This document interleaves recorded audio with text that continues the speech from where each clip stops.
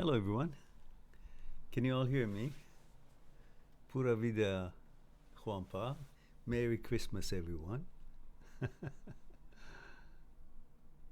Let's see who's here. Well, let me put this microphone close by. Just let me know if the sound is good because it's nighttime here and I don't want to wake up. I don't want to make too much noise so the neighbors would wake up. So can you guys hear me okay? Aha. So we have Juanpa here. Bobby Necro says, wishing you a very Merry Christmas and same to you, dear. And what are your plans today? Well, it's nighttime. My plan is to go to sleep, but I thought I went for a walk and then I thought I say hello to you guys. If any of you are feeling lonely or perhaps I can be here for you and have my tea. And I was just about to go over my blood test results, which I then saw you guys are filled up here. So I didn't want to keep you waiting any longer. And so Bobby Necro says, I'm off to the gym. Then some dinner with family later. What time is it now? Bobby Necro, where are you? So I can kind of figure out. And Donna says, evening, everyone. Good evening, Donna. It must be what? What is it over there? It's 11 plus 7. 8 o'clock at night already the next day, right? Wednesday. Female, 43, Melbourne, Australia. So glad Wednesday is almost finished. Why? Because you want to go shopping for the Boxing Day, the day after Christmas. And Juanpa says, male 24, Costa Rica. Bobby Necro says, Wednesday just started here in UK. That's right. And it hasn't started here yet. Oh, it has 6 minutes ago.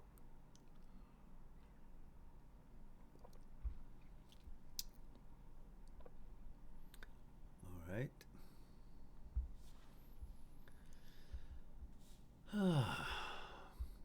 Let's see. Oh, we have Nico here.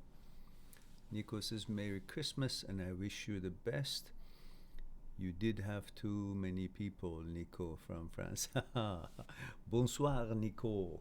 Comment ça va ce soir? And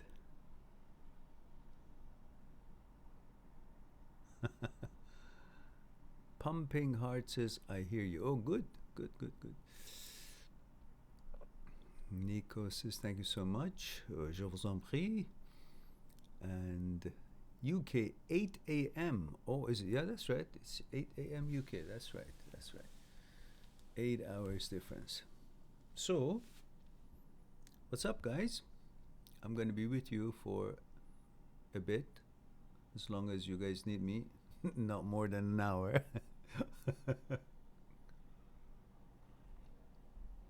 Tomorrow, everywhere is closed. So I'm stocked up with water and food and fruits and things. And I found some interesting new goodies, which were good munchies. I'd never tasted before, but it's really good.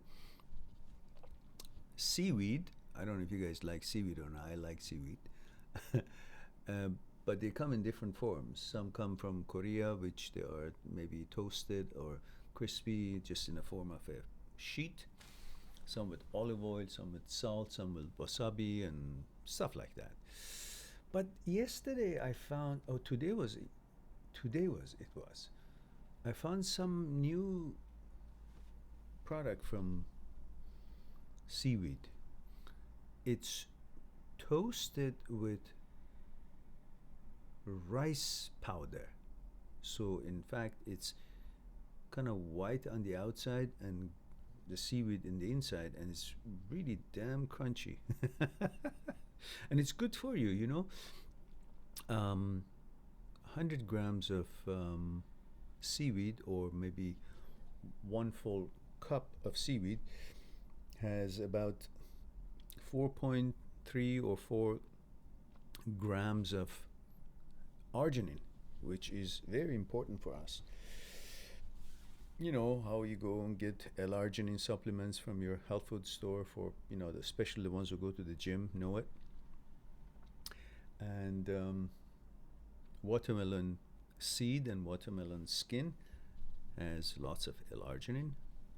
Just this much watermelon skin has 1 gram of L-arginine if you juice it up. And what else? Lots of other goodies. Now, let's see what we have here. Juanpa says, Mehran, which one should be our main goal next year? Good question. To accomplish your goals. It's the best goal to have. But I feel one of the important things that perhaps you guys want to consider is something that I shared with one of my clients and good people who I was having a chat with the other day, and I wrote a note, and I want to see if I can read it off for you guys.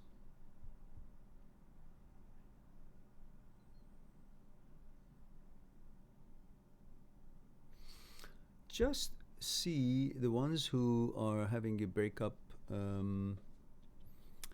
flashbacks, or still troubles them, and they having a little challenge moving on, perhaps want to focus on this, a few lines that I just wrote. And I will make a video part 2 of why you can't move on from your breakup. Maybe one of these days when I feel like it. I already have the script written out, so I know what I want to say. But this particular one that you might want to consider is starts with, of course, it's geared to a certain person, but I just try to read the general part of it, generic part of it. And it's mostly from the point of view of boys who have broken up with their girlfriends. So this is geared to them, but the girls can switch it around. The word for woman, you can switch it around for man.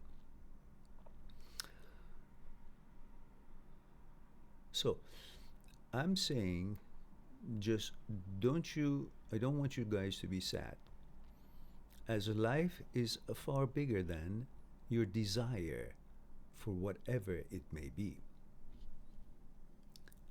Woman, this is from the point of view of heterosexual male, so you can switch it for whatever your relationship is. Woman's power are not in them. In other words, we can switch the word woman for everyone's power is not in them, in relation to romantic relationships. That's what we're talking about. But let me read it just the way I wrote it, and you guys figure it out. Later on, we can switch the word woman for whatever you want to switch it to. Woman powers are not in them, but are in your desire.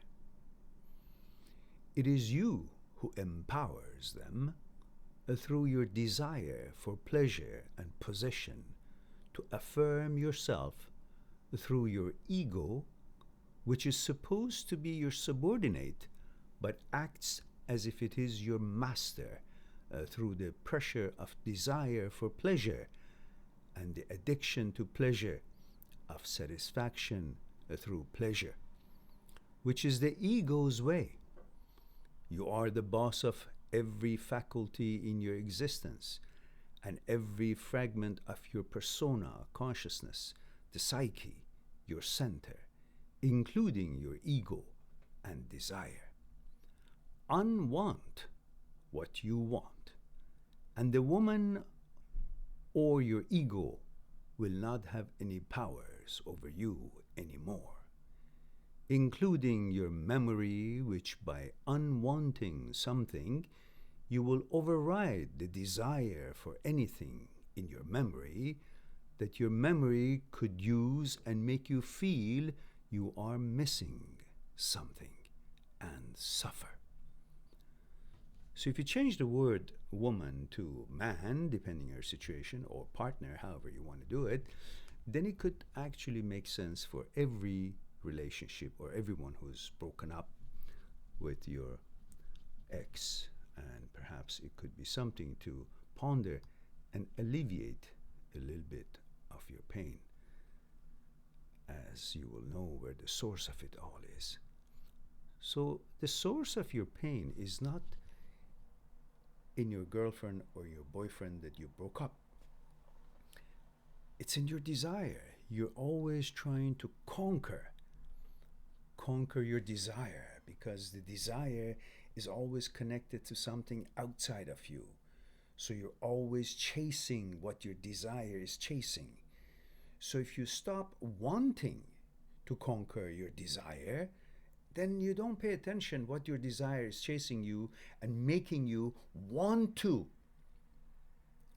conquer that, which could be never-ending story, because desire really never ends.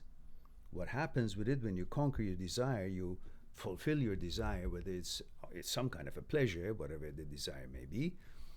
It's only for the short time of joy that you feel the pleasure.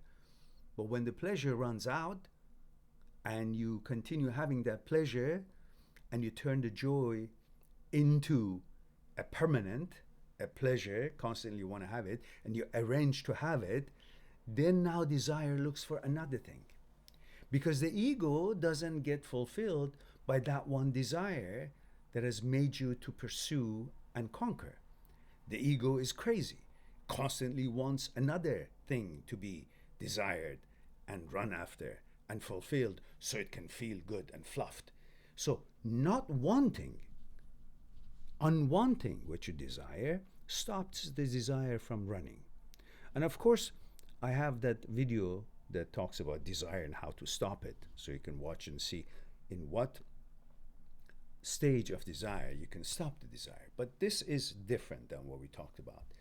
So when you unwant what you desire, then the ego cannot manipulate your desire to go and fulfill that desire and get that pleasure to fluff itself. In other words, you tell ego to go jump in the lake. The ego will not be able to be your boss, and you will show him who the boss is. So ego wants to replace you and to tell you that you are ego, meaning ego is you and you are following ego. But you need to make ego understand who the boss is, that ego is a fragment of you, not the boss of you. And you are the center, you are the boss. So hopefully, if you adhere to this and understand what I'm trying to say, which could be a bit confusing, but the combination of the two things that I just explained and what I read for you, which I sent to one of my clients, it could make you ponder on something. Yeah? All right. Now, the store is open for questions from the left field. Let's see what we have here. We have, so Juanpa, I hope that answers your question, or at least is a guideline for this coming year. Donna says 7 p.m. Melbourne time. 7 p.m., 12, and so yeah, just about right, 7 p.m. So no, Thursday is the start of the Sydney to Hobart yacht race, and the Boxing Day test cricket starts.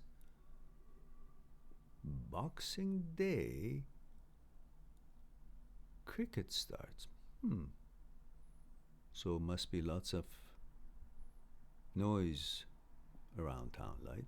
How many crickets are they starting? Got you on that one, I think. Donna, I understand what cricket is. But I thought I'd play with the words. Beyond the Bosch says, Happy Christmas. Merry Christmas to you as well. Mehran says, Patrick here. Hello, Patrick. Male 30, Ireland. Wishing you 1,000,000 subscriber in the new year. Yes. Thank you and Merry Christmas to you as well, to you and yours. And I definitely hope that we will have that 1,000,000 subscribers. Who knows what the future holds? So, did anyone really understand what I was talking about? I hope you guys did. Donna says, Mehran, I think partner is a good word for our group. Yeah, it's all a mixture. Says, Mehran, I loved being married and have grieved my darling husband's death since 2011. Going into 2020, I want a partner again. Yes, and you shall. But you can't constantly compare whomever you go out with your beloved husband. For no one can replace him. But you are living a physical experience. So you need to bring balance to your experience as the entity that you are, which is part energy manifesting itself, or rather helping a physical portion of you to operate. And the combination and the coordination, the balance between the two will give you a full experience of life. So, have your beloved in your mind. It will always be there. It's always part of you. And it's always alive in your memory. But in order to bring that balance, you need to have your private time with your beloved husband, and not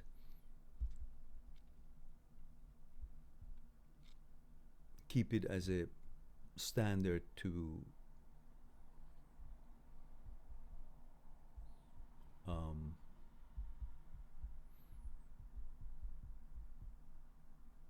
or measuring stick to see how others measure up to him. Otherwise, nobody can, and therefore you will not be able to bring that balance. Bobby Necro says, the more I understand about ego, the more I can detach and view emotions as a witness.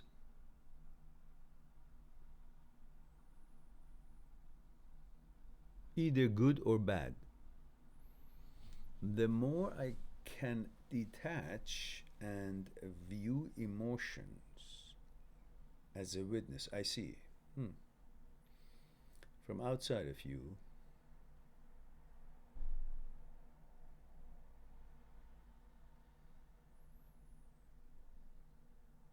but thought is an emotion, you know. So it's dependent of your thoughts, your emotions. They're very related. So the more I can detach and view emotions as a witness, the more I understand about ego, the more I can detach and view emotion as a witness. The more I understand the ego,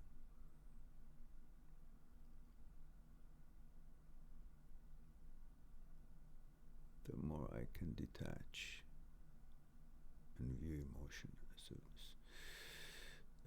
I don't really think we need to detach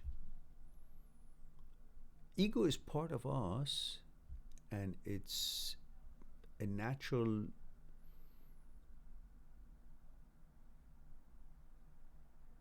program that we have received. Ego is a program.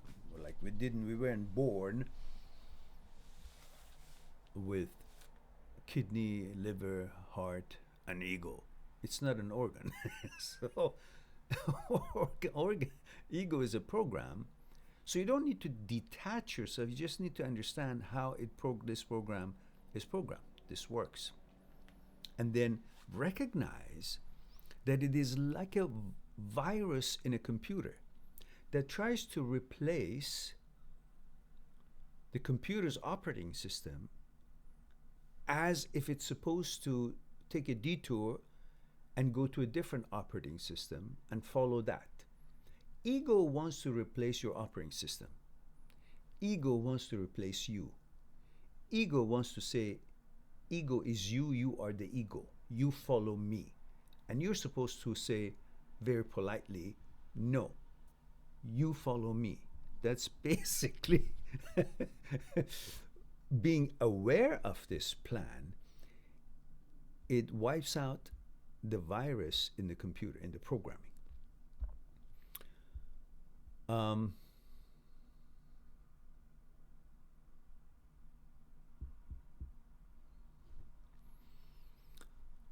Let me see, where were we here? And then he says, either good or bad, it will all pass. Be grateful for the good and do not think that the bad will last forever. Yeah. Nothing lasts forever, unfortunately. Even good stuff. And Donna says, ego is that like self-esteem.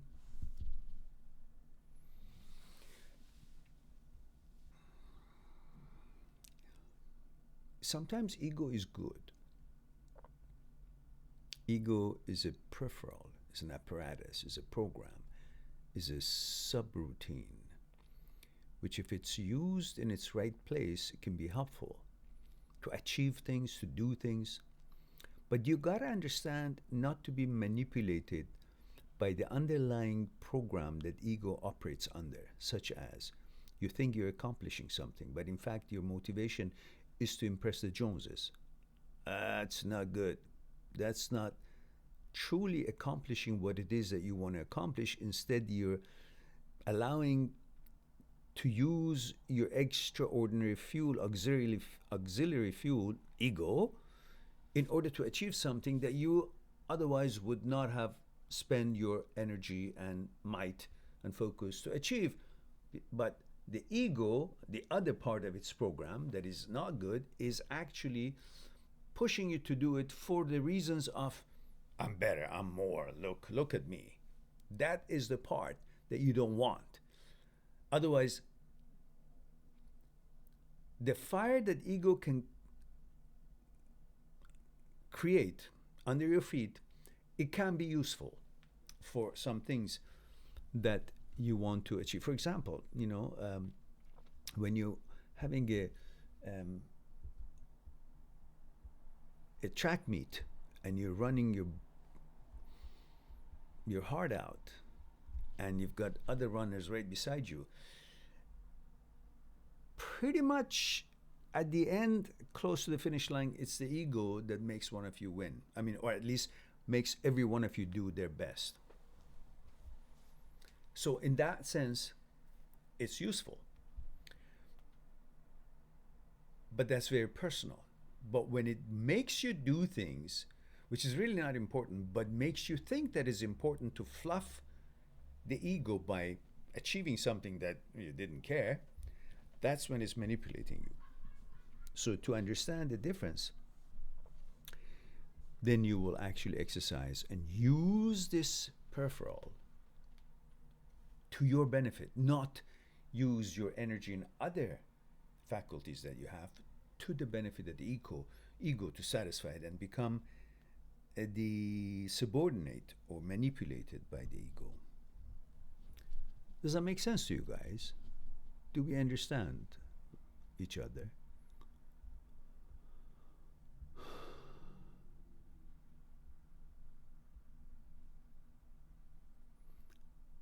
Jeep King 666 says, "Hi, Mehran John." Hello, Jeep King. I forgot.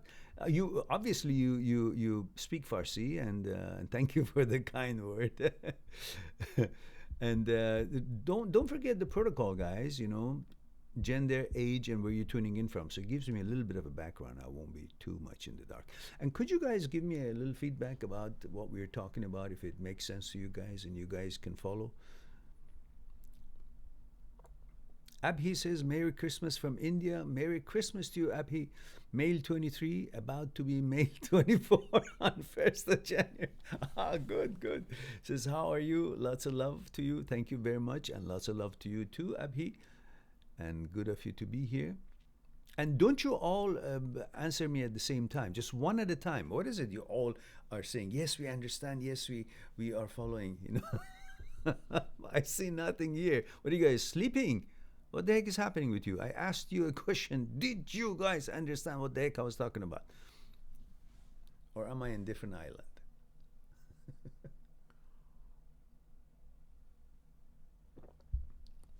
I mean, it's not easy to 12:30 in the morning talk the kind of nonsense that I talk, but hey, look, you know, I'm making an effort, so I want to see if you guys are with me or have I lost you guys. Again, please, one at a time. Don't all rush in to answer me at the same time. I guess everybody is ignoring me. What's going on here? So I guess I was talking to myself, wasn't I?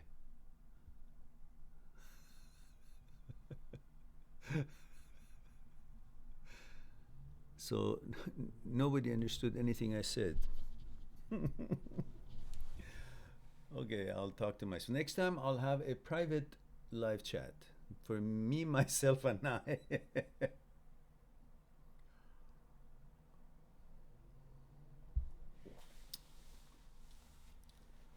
Ah, thank God. Bobby Necro says, "I got you, man." Well, thank you. Because that portion I'm actually going to um, trim it in one separate video about, maybe we call it what, New Year's resolution? Via ego, vis-a-vis ego. Nico says, "You are so funny and positive. I wish I was a little bit like you. If you were a little bit like me, then you wouldn't be a girl. You would be a boy. And we don't want that."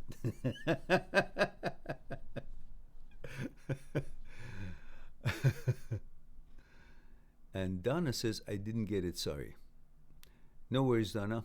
I will upload it and then maybe, because honest to God, I don't remember what I said, so I can't repeat it.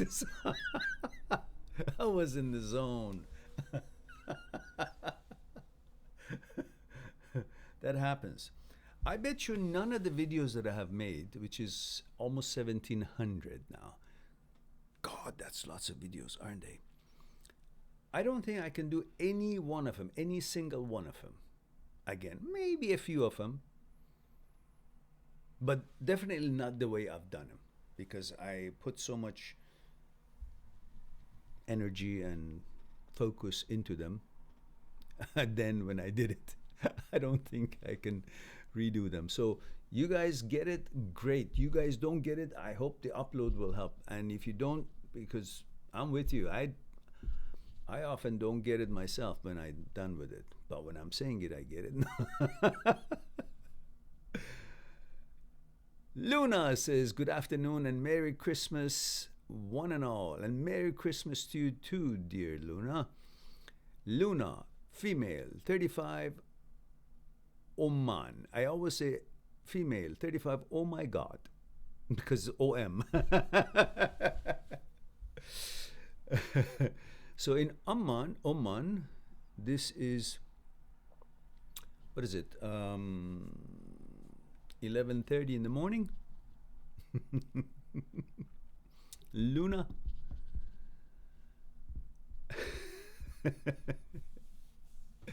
Yes, Nico, that's right. We've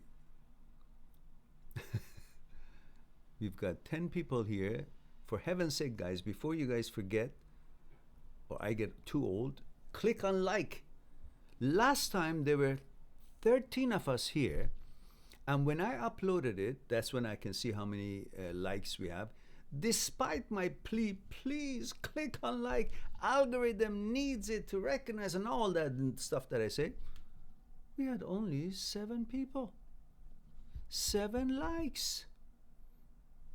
Obviously, means nobody likes me. So no wonder I don't have a million subscribers. Even, even the 10 or 13 here have a hard time lifting the finger and pushing that bloody button, let alone a million of them. We are already, the channels are already lost in the sea of the channels on YouTube. If you guys don't help me, don't share the videos, don't like it, don't make comments on the videos you watch, we won't be recognized. So do all that. Talk to people who want to talk about new channels or new people, authors and things like that, that they want to interview if they're in any kind of a medium, radio, television, whatnot. That helps us to get an interview. Or if you make a comment on the videos that you watch, just say something and I respond. Algorithm picks that up. Click on like, share the videos, all these things. We need to do it in order to stay alive. And Nico says we love you, and I love you too.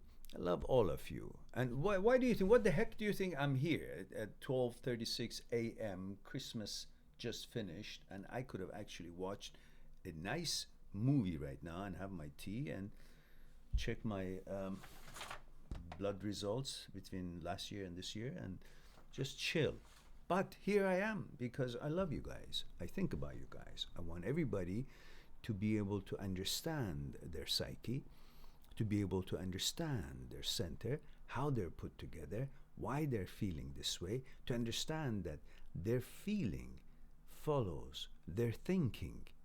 Their thinking is based on their conditioning in their consciousness, which is very closely related to their cultures, programmings, information that has been transferred from the ancestors through the genes, what they have read, what they have seen, the rituals, the traditions, where they have been raised, and many other things. But they're not written in stone.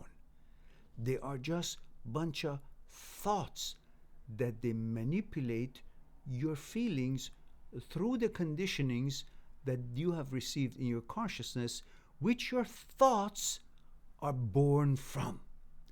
Therefore, if you understand that your thoughts, the way they are born from consciousness, and your consciousness is conditioned through what you have read and seen and culture and the,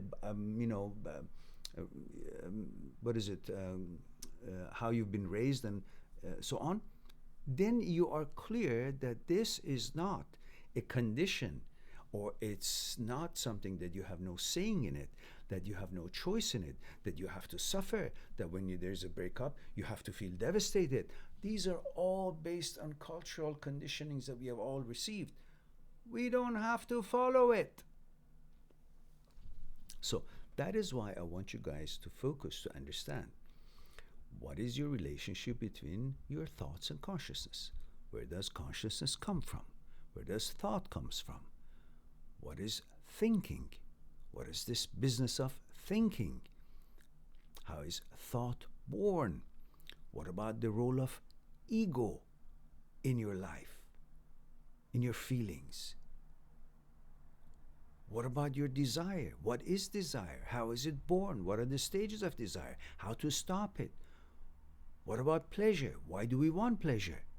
What's the reason we pursue pleasure? And what about fear? What is the role of fear in our lives? And when we break up? All of these I've talked about in separate individual videos and still counting. I've got a few other videos. I think I've written more stuff than I can actually catch up with and turn them into videos.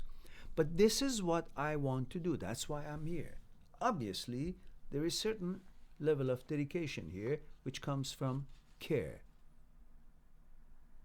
And perhaps that could be called love. All right. Thank you, Donna. Donna says just liked it. All right.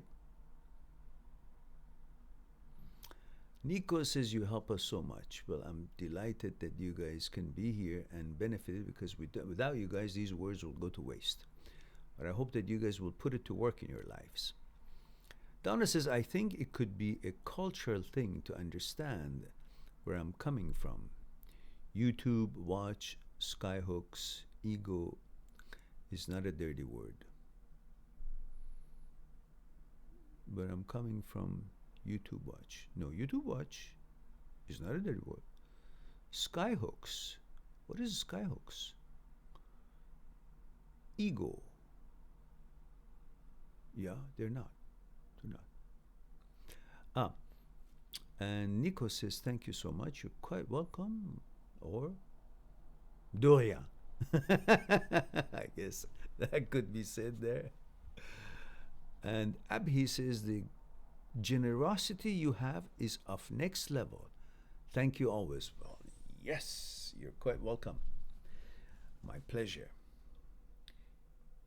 I know how it feels when the mind is not settled and distracted by just as simple as a breakup, but it looks and seems such a big deal until you move on. So the whole idea is for you to understand who you are, how you're put together, so you can facilitate your moving on.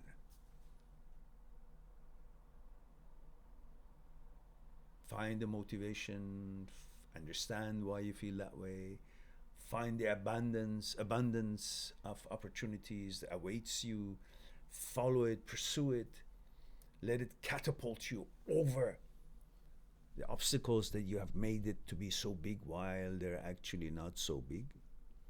So this is why I want you guys to learn about these things so you can move on. Move on. Life is short. Not much use to sit around and think about things that you've already tried and it didn't work. So move on. Don't let a single or certain experience describe or decide your path in life, as you are the only one who can choose, stay, or switch the path when it doesn't go where it's supposed to go. And you've tried it. You've tried to stay on the road, not a good road. Then realize it's not the only road on this journey. Just take the next merging and out to the next line and continue your travels.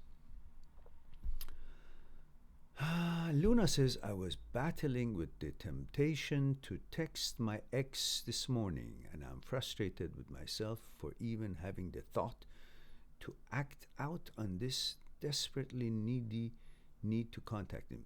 I would have gotten on the plane, come there, and pulled your ear if you had done that. Because you know you really don't want to do it. You do it because there's nothing else around. It's like you have a dry bread somewhere in the fridge, in the back of the fridge, and you don't have anything else to eat. And you know that dry bread is really not delicious. It's old, it's hard, it's just not even, that good. It's an old one. But you have this urge that maybe I should go and have a bite. Because there's nothing else. If there was, you wouldn't even think about it. But because there is none, and you haven't really made an effort to make any new fresh food tonight, you keep thinking about that piece of bread in the fridge. So, go get some fresh ingredients, make some new fresh food, fill your fridge, and give yourself different choices in activities, in mechanical process. When you don't have much mechanical process created for yourself after your breakup, in order to create a new order for you, as you know, when you are in a relationship, you, through certain things that you do with your partner during the day, each of you separately or together, through these mechanical processes, these things that you do, going for coffee, going to your jobs, after your work, meeting each other, going to a cinema, going to the gym, texting each other. These are all things that you do. Meeting your friends, and these things that you do creates a certain thing called mechanical process. Through these collective of mechanical processes, you create a certain routine in your life, a certain order. When a breakup happens, that order breaks. That order breaks down because the mechanical processes that created that order no longer are in function. Some of them that private to you, maybe, but even those will be modified because you just don't feel like doing them the way you used to because you broke up. So you do different things. So when you don't have enough mechanical process happening in your life after breakup, and you haven't made an effort to create new mechanical processes for yourself, which leads to a new order through those happenings and doings and focuses and mechanical process, as we call them, then you will constantly be thinking about that old piece of bread in the fridge. Because there is not much thing that you've brought in as a new mechanical process to have options and to have your focus on these things and exchange your emotions with those activities. When you don't do that, you are starving yourself from exchange of emotion, whether it's a sport or watching a movie or friends or something you like to do, whatever it is, you don't have it. That exchange doesn't take place. The challenge to the mind doesn't take place. The mind starts working on default, which is mechanical process. You will doing things, but mechanically, not the new things that would give you option. That word that I used, your mind starts functioning as a mechanical process, is not the same word as I used for mechanical process. I should have said your mind starts working mechanically. And it is used to do things mechanically because it's been doing that constantly. So it's not being challenged by new things that you bring to your life. When there is no challenge, the mind is not really exchanging new, fresh ideas, new energy. So it gets monotonous, it gets boring. And then you will attribute that piece of bread in the fridge to how it was when it was fresh and how it tasted. And your memory cuts into and makes you think that that piece of dried bread in the fridge is actually the best choice because you didn't introduce new exchanges, new mechanical process, new things to do. So your mind is not being challenged. Therefore, you feel what's there is the best. And if you bring more options to your life, then you will have more exchanges, more new energy coming to you, more hopes you created, because hope is created by you and only you. It's not out there to go get it. It's created in-house. And then, therefore, that piece of bread would not shine anymore because you, through the new mechanical processes, the things that you do, you created a new order. And that new order will make you happy, to catapult you out forward and make you ready for bigger and bigger, better things, such as new relationships. Whew. I hope that made sense to you guys.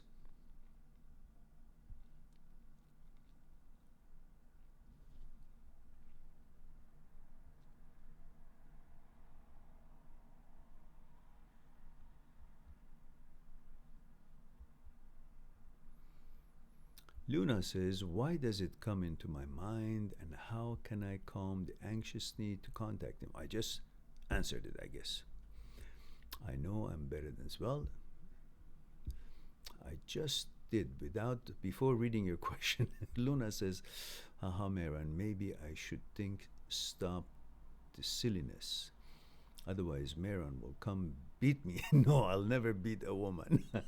Never, ever. Ever. That is not the way. However, I do understand what you mean.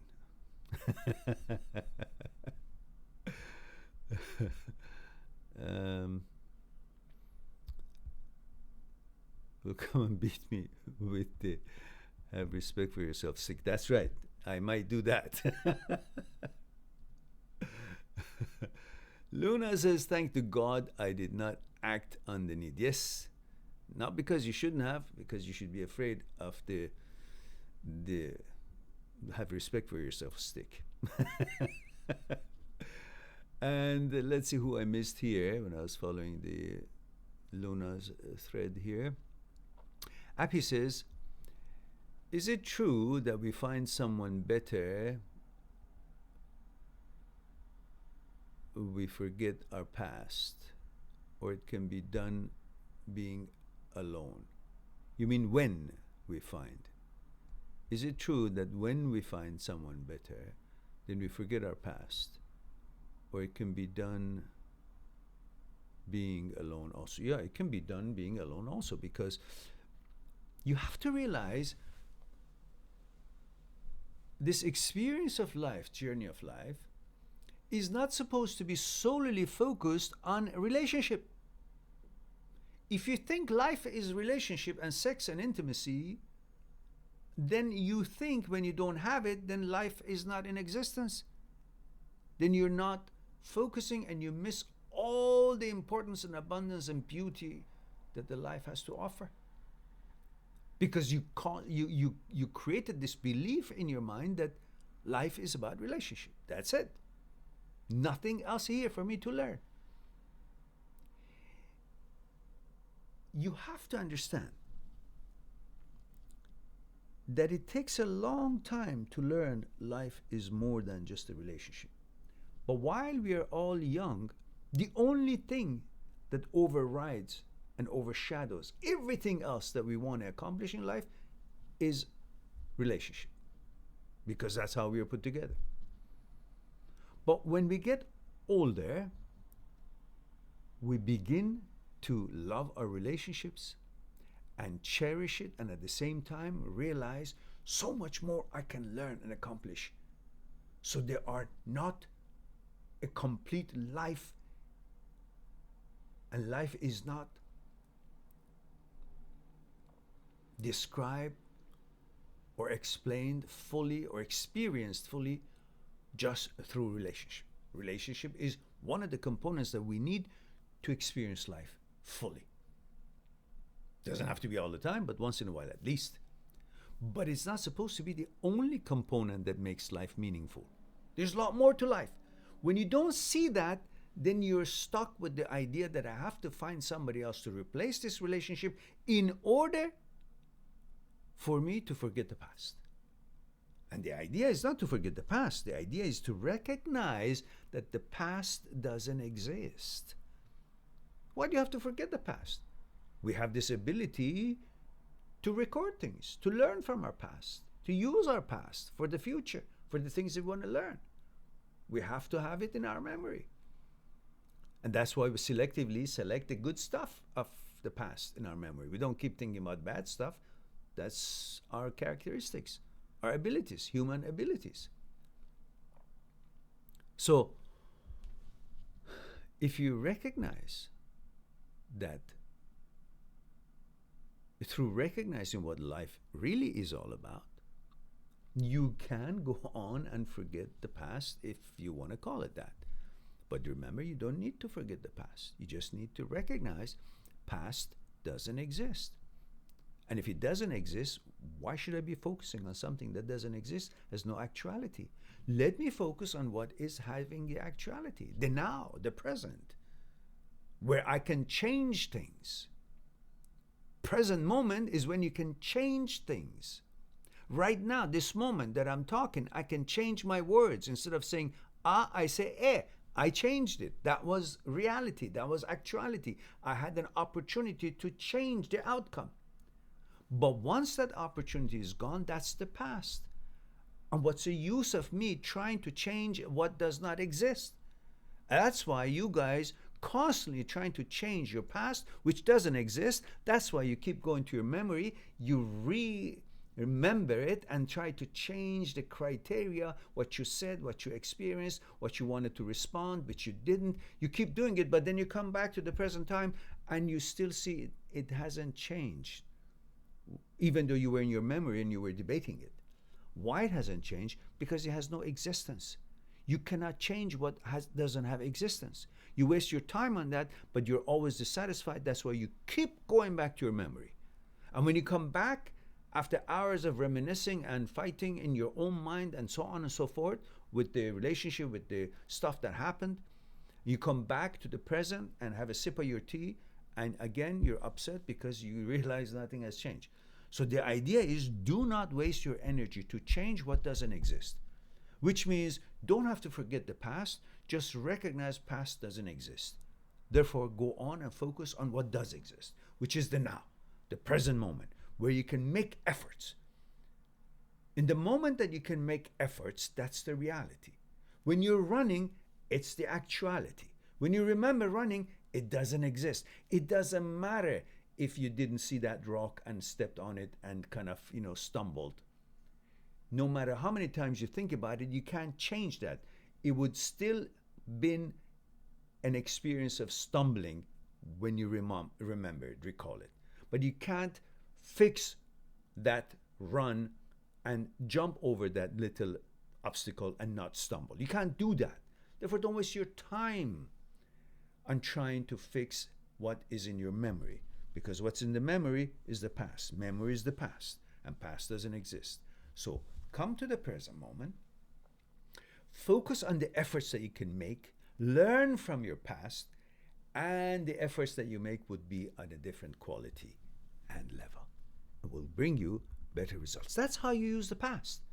Not to keep going in there and trying to fix it. No, I should have said this, and I didn't say this, and I did this, she did that, he did that, and this and that, so forth. You create all that shit for something that doesn't even exist. When it doesn't exist, it doesn't need fixing, because it's poofed, it's gone. When it's gone, it's not worth your time. It's like saying, I want to fix this engine, and I have all these parts for it to fix this carburetor, but there is no carburetor. What are these parts that you bought? The actual carburetor doesn't exist, but you've got lots of bolts to change on what? That's the same as the past. The past doesn't exist, but you keep going into your memory trying to change the past. That's why you can't move on. So you don't need to forget the past. You need to understand past doesn't exist and go beyond it. Because beyond the past, everything exists. And you can find it. Have I confused you enough, guys? Haha. If I haven't, I will try again. Just give me a moment. Let me freshen up a bit here with this tea. Lovely. Did I say it's by Taylor's of Harrogate? Chamomile tea. Jordan says, hi Mehran, 22 male from UK. Why do some people find it so easy to cut you out of their life? Who cares? Who are they that you think it's important that they have or they have not cut you out of their life? What is their life? What have they accomplished that their life is so important that you should be part of it? And if they cut you out, you should be suffering. You don't care, because you know their life is no big deal. What you care and what makes it important for you is because you want a segment of them which is pleasure, which fulfills your desire, through which your ego gets fluffed. And that ego is the one that makes you think being part of their life is important, because the ego, son of a bitch, wants to get to that fulfilling that desire through the pleasure. The ego wants the pleasure to be fluffed and feel good about itself and make you think that, it's so important to be part of that person's life. Who gives a shit? What has she accomplished that suddenly, I gotta be part of your life? Why? What? I know these are difficult for you to kind of pay attention to them right now, because you at this age are all hormones, and that's how it should be. And you just want this girl. Okay. But I'm hoping that you will actually help yourself not to sell yourself short. That understand that you have the right to choose. Not to follow your desire just because your desire wants it, therefore, because desire wants it, therefore she is the right match. No. What has she done to be qualified? Has she proven to you that she actually is a good match for you? If she has, well, then you wouldn't have this question. If she hasn't, therefore, she's not qualified. You guys got to learn that you have the right to qualify girls, as the girls qualify you. Everybody needs to make sure that their partner is qualified. Not that you sit there, I don't care you're a boy or girl, waiting to be qualified. No, it's a two-way street.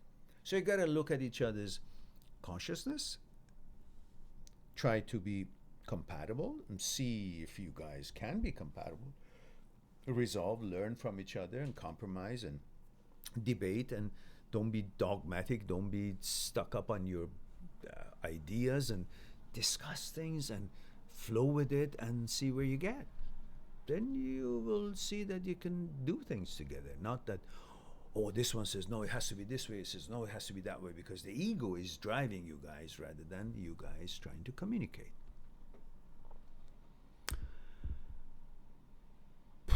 Princeton, oh my goodness, where have you been? Merry Christmas, Master Mehran. He says, Merry Christmas to you too, Princeton. Good to see you. And Abhi says, yes, I talked so much, I don't know the yes is to what, but I take it. Jordan says, literally a week after she ended it, she ended it out of the blue. I was deleted from all social media. Yeah, okay, Jordan, let me see. 22. How old is she, Jordan? Same age? 20, 21, 22, 23? How old is she? And he says, I was deleted from all social media. Okay. 1 minute she tells me she loves me, and the next ending the relationship by a text. Yeah, okay. That's the age that you guys are in. You guys hardly at this age know who you are yourselves, let alone knowing what kind of woman you want and she knowing what kind of man she wants. She doesn't even know just as much as you don't know about yourself, and she doesn't know about herself. So at this age, it's all natural experiences that you exercise relationship, experience relationship to understand what is a relationship, and for you to understand what is woman, what is a girl, how do they think, what do they expect, at least to some level, because each woman is different. You can't think now you know woman because you've been with 2 or 3 or 5 or 10. It's a consciousness, and every consciousness is different, so you cannot go by, oh, because I've been having so many girlfriends and I know what women want. No. Or I know how women are. No. Two consciousnesses are never the same. That's why there's always a division and conflict. So, at this age is natural.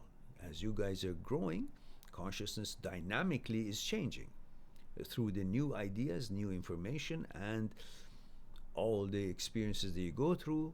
The consciousness is changing. Therefore, the person's understanding of herself or himself is changing. And when their understanding of themselves changes based on their growth and the change and development of the consciousness further, naturally that includes their preference or their idea of their suitable match and partner for that moment period of time, until they get to the point that they start growing together and complement each other and create a modification in their consciousness as they are going through life together.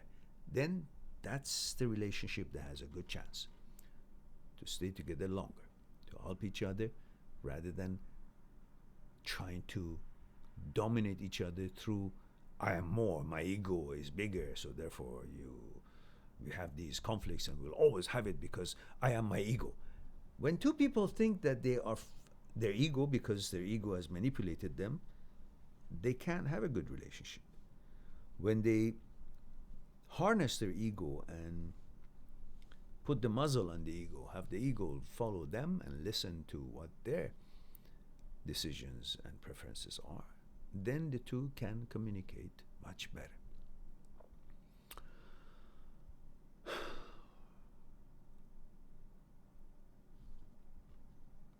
Z says, thank you so much. You're quite welcome, Z. Don't forget about the protocol. In other words, gender, age, and where you're tuning in from. Z says, my ex and I tried to get back together, and now suddenly he's dating someone else. I'm scarred, or I'm scared. I'll never find love again. Oh, come on. Give me the protocol first, Z. In other words, age and where you're tuning in from. Age 20. Oh my goodness, Z. And now I'm going to get on the plane and come and grab your ears and pull you out, pull it up, and I don't know, beat you with the don't you have respect for yourself stick. You're just 20 years old. What the heck are you talking about? I'll never find love. This is just the beginning of your journey. You will have guys line up for you. Are you kidding me? It's too early in the morning, 1:05. Don't joke with me that way. And there's not, it's Christmas time. Flights cannot be that quickly. So you're saved this time. Luna. And Jordan says same age. Yeah, well, yeah, obviously. So don't worry about it, Jordan. She just doesn't know if she's coming or going, just like you don't know. So don't worry. This is normal. This is like all these relationships at this age of yours, 19, 20, 21, 22, 23, 24. These are all like practice soccer games for a real tournament. So it really doesn't matter if you score or don't score, win or lose in the game. It's the experience to become good enough so when the real game starts, which is when you really find someone that you guys actually click, you guys both can understand how you're put together, what to watch for, what to help each other, what to be sensitive towards, how to analyze each other's challenges and your own challenges through understanding your fears, desire, ego, pleasure, and all that, and your thoughts and consciousness. That is the idea of these relationships at this age. Otherwise, none of them at age 20 or 22 is gonna or should get or would get anywhere. And it shouldn't. You've got no business for a long-term relationship at age 22. Maybe, for 6 months or a year, okay. Oh, maximum 2 years, and even that's too long. All right, Luna says, thank you for your sound advice, Mehran. It's funny, as deep down I know what you say is logical, but sometimes it's hard to connect with the wisdom within when one is coming out of a heartbreak. Yes, absolutely correct. But that is why we need to get into a different gear when things are tough. You can't simply say, well, it's difficult, and that's the end of it. No. This is when you focus on my motto, which I used to always say it loud with all my students in the classroom when I was teaching martial arts. We would start the training with this. All of us at one sound, same sound, the same voice would say loud, it's not important how difficult it is. It's important that it is possible. You should focus on the possibility of accomplishing the task, not how difficult it is. Everything is difficult. But if you focus on that, well, naturally you're defeating the purpose of actually trying. I want to go here to cross the, pond or run to that, store to get something. But, it's so far. How difficult. So obviously I'm not going, right? So don't shoot yourself in, on the foot just by thinking. Whatever you want to do in life, your mind does it first. So if your mind decides that I'm not going to do it, then you will not do it. If you want to go the other side of the room, your mind goes first, then you follow. You don't go first and your mind follows. So if you defeat this movement of mind by thinking and commanding that it's difficult, an obstacle, then the mind slows down, if nothing else. You may not even move, but let's say you're really just slow down. That already affects the outcome, what you want to accomplish. So you focus on the possibility. It's not important how difficult it is. It's important that it's possible. That should be your motto. Everything that you want to accomplish in this life, and go for it. of course, within reasons. Prepare and then go for it. And methodically, and learn it and consider it and all that beside the point. And Abhi says, hello, Luna. Okay, all right. He's talking to Luna. He says, if you are seeing this, please do read the book Transient Thoughts of Mr. Mehran. Ah, thank you. I've got a promotional message. It will definitely help you as it helped me. Ah, true, true, true. I can't say anything against that. That book is actually a book, I don't think there is anything like it anywhere. I don't think anyone was crazy enough to write it. So it's written very simple language, and I think it does help a lot. And she says, female circle, And Luna says, and just for the record, Mehran, I was only jesting that you would beat anyone, as you remind me of the gentlemanly ways of my father, and I have respect for your care and the wisdom you share. Thank you very much. I know you're joking, of course. I just want to make sure that I just there are things in life that I hate, and that is a man who raises hand on a woman and a child. That I can't stand.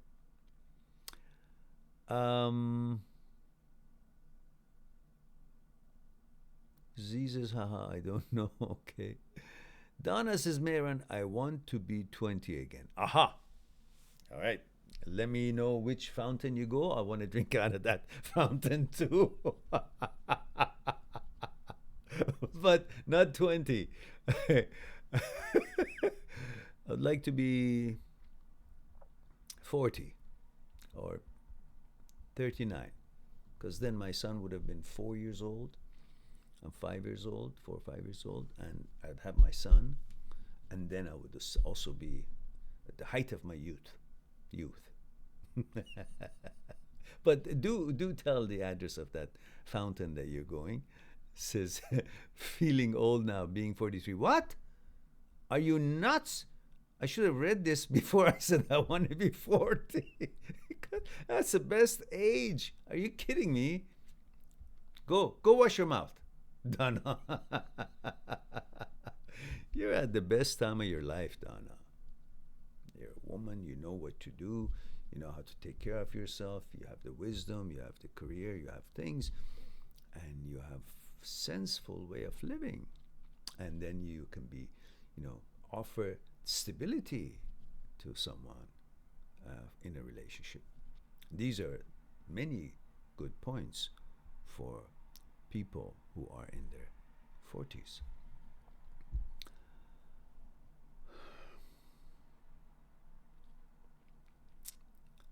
Z says, good night. Thank you for your words. Honestly, you gave me hope. Have an amazing day. Okay, dear. You're my pleasure. You're welcome. Chris says, good morning, Mehran. Good morning, mate. Actually, no, mate is the down under. It's Donna's backyard.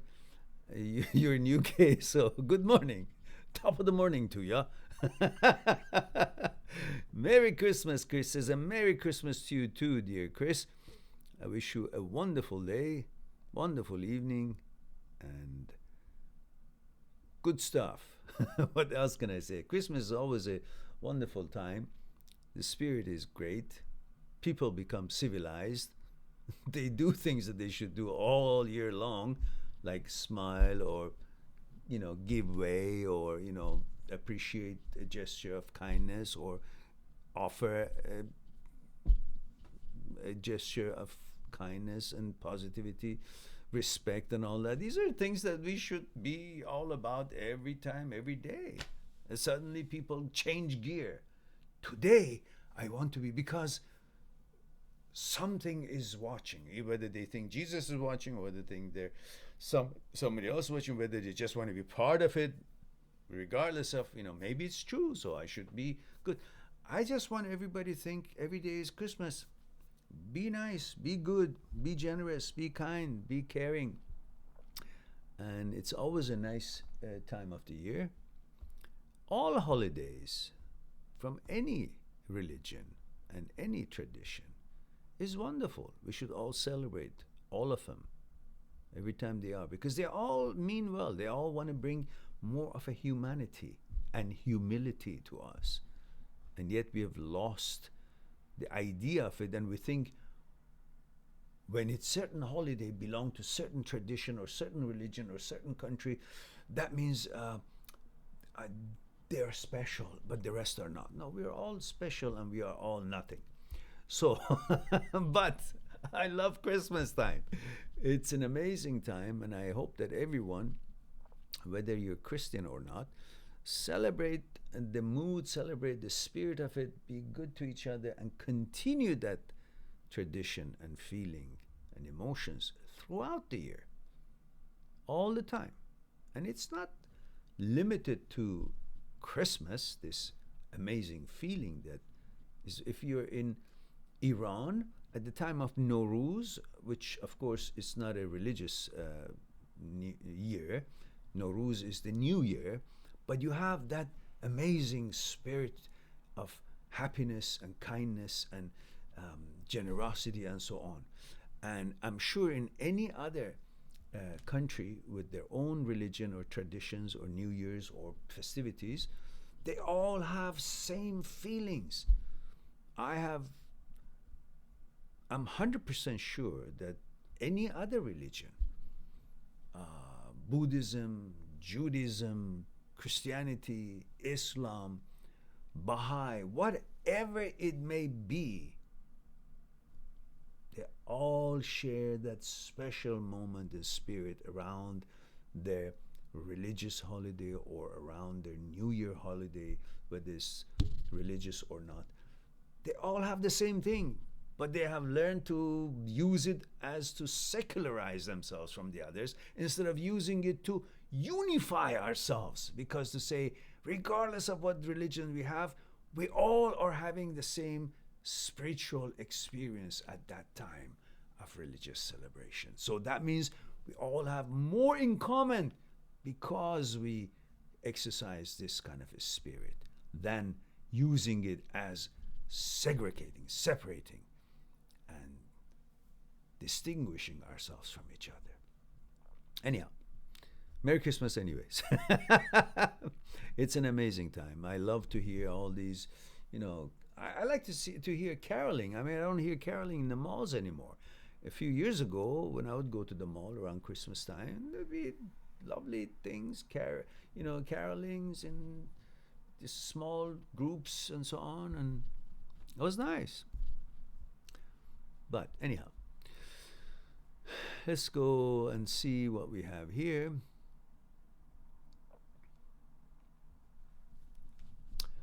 Donna says good night. Oh, I see, for the Z, okay. And Luna says, how can I order a copy of each book? Luna, you go on my site, mindthatseekstruth.com.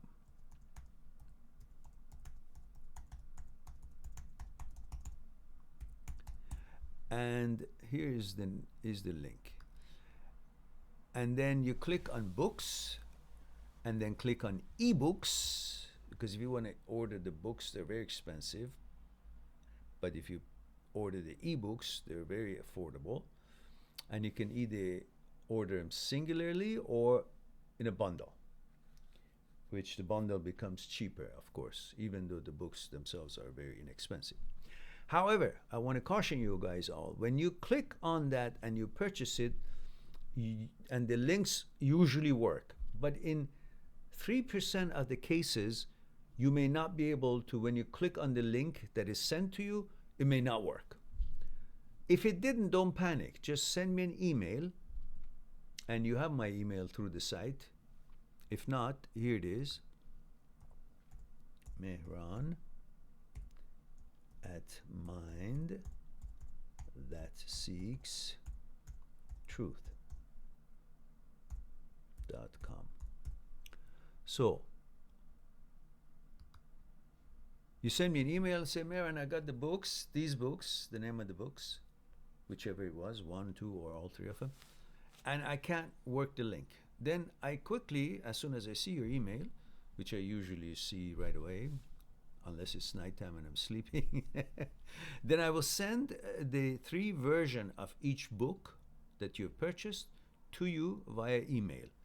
In case the link didn't work. Usually 97% of the cases it works, but lately I've seen it that, I guess 3% doesn't work. So that's how you can get it.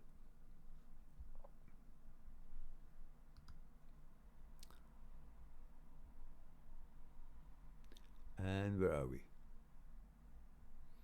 Chris says, tough end to the year, but feeling hopeful about 2020. That's my boy. Good for you. That's how I want you to feel. Because it's true. Chris says, I'm 40. I feel it's the best age. Yes, it is. I agree with you 100%. Chris says, needs some advice. My ex's dad passed away on Boxing Day 6 years ago. I don't know whether or not to text and say Happy Christmas. I know it is a tough time for you, but hope you enjoy it. All the best.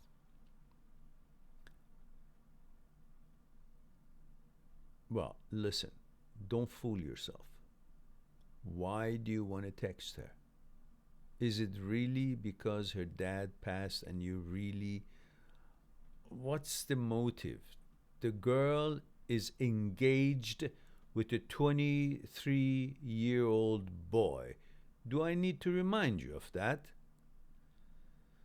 If you don't have any ulterior motive, if you don't expect any sort of gesture of any kind, if you really, really don't, in other words, you won't be disappointed if she doesn't reciprocate, and you won't be wishing for her to reciprocate and give you some kind of a line to kind of contact or this and that, so forth. If you really don't, yes, go ahead and say, on the week or days that your dad has passed, I hope that you're okay and wish you a wonderful, joyful holiday as well. But knowing better, I know that you should not do that at all. Move on. You've done what you had to do, and she's done what she wanted to do. Therefore, my question will be, if you do it this year, why not next year? If you tell me no, next year, it's been too long. The same reason that you wouldn't do it next year, you shouldn't do it this year. If you do it this year, then you should do it next year. And if you do it next year, you should do it the next year. Why is it suddenly makes you feel... And then you should continue doing it even though when you find your own girlfriend. Do you see now where I'm going with this? If you're not going to do it when you have your girlfriend, which you shouldn't, why would you want to do it when you don't have a girlfriend? And if you're doing it now, then you should do it next year, whether you have a girlfriend or not. And the next year. And how foolish would that sound when the girl is already with somebody else, and every year you're coming up with some excuse to contact her because the father has passed 6 years ago. She probably hardly that sensitive about what has happened. But you want to use that as an excuse to kind of what? Doesn't that make you throw up about what you're saying? Instead of actually focusing on your life and be proud of yourself and say, well, yeah, when we were together, of course I would, be sensitive about that time and so on and so forth. We're not together. And she's moved on with some other guy. She's almost 40 years old and she's going out with a 23-year-old. Does that tell you it's time for you to stop it? I'm getting pissed, Gonna get the stick now. And Chris says, I went Carol singing. last night at local village around 100 people. Oh, perfect. That's nice. Such a good feeling. Anyhow, don't make me mad, guys. I want to, be relaxed and enjoy with you guys. Don't talk these nonsense, Chris. You can figure it out, right? I hope you see the logic in there. Donna says, Mehran, hang on. This is going to be needing a sip of tea.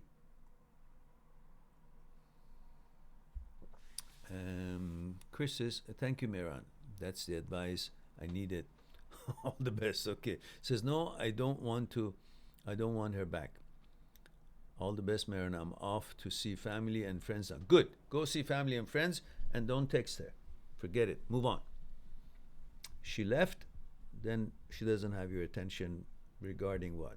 Christmas or father passed or whatever else. Just move on. Live your life. She's living hers.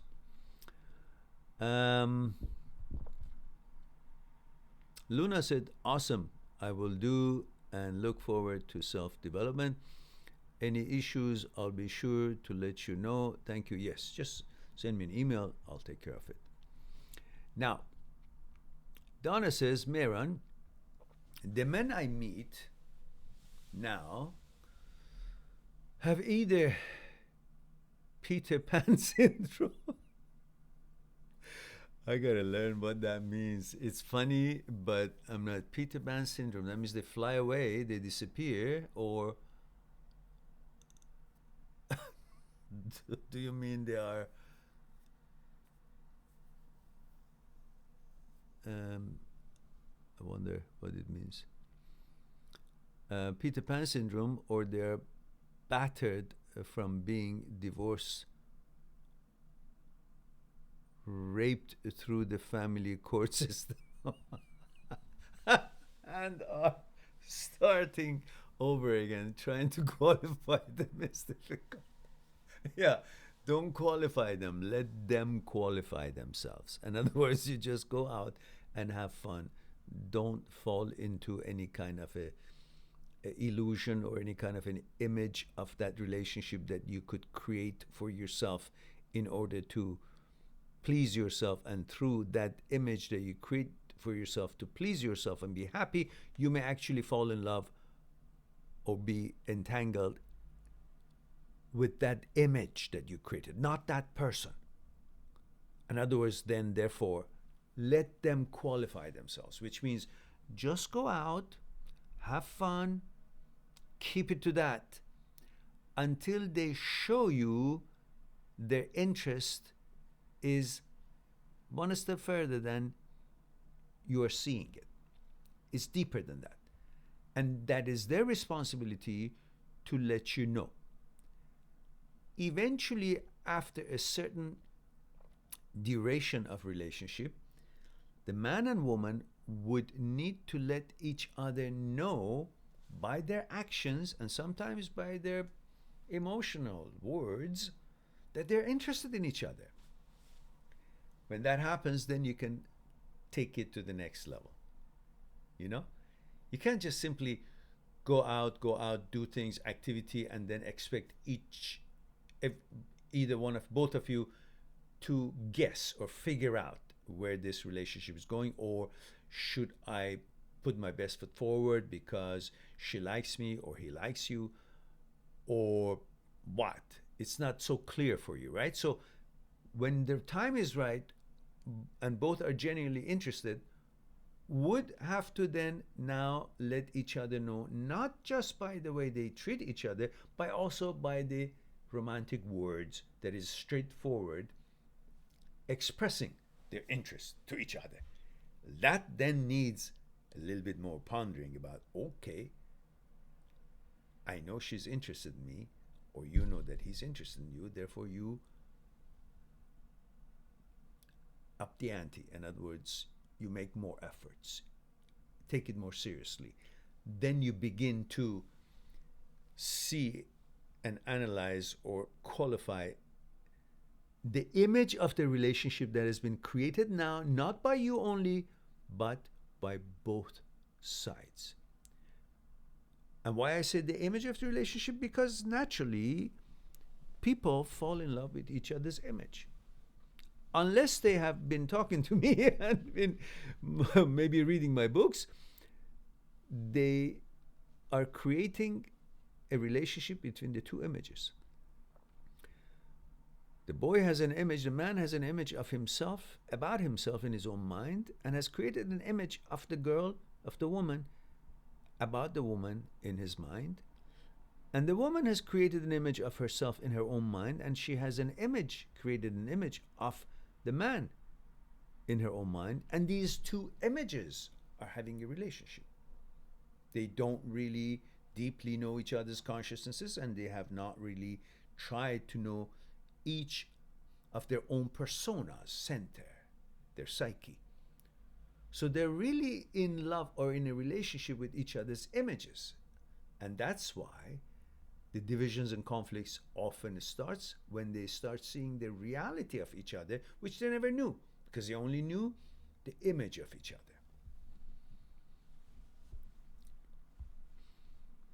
Now, if you don't mind, give me one moment. I warm up my tea. I'll be right back.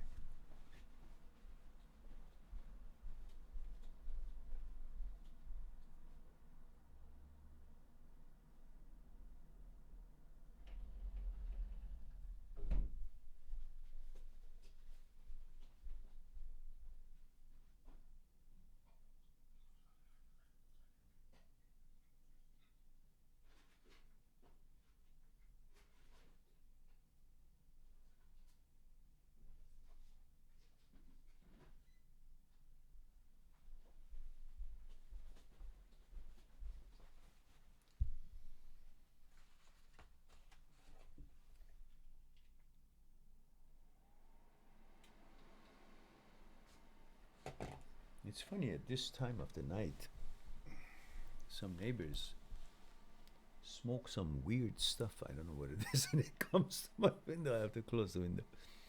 So,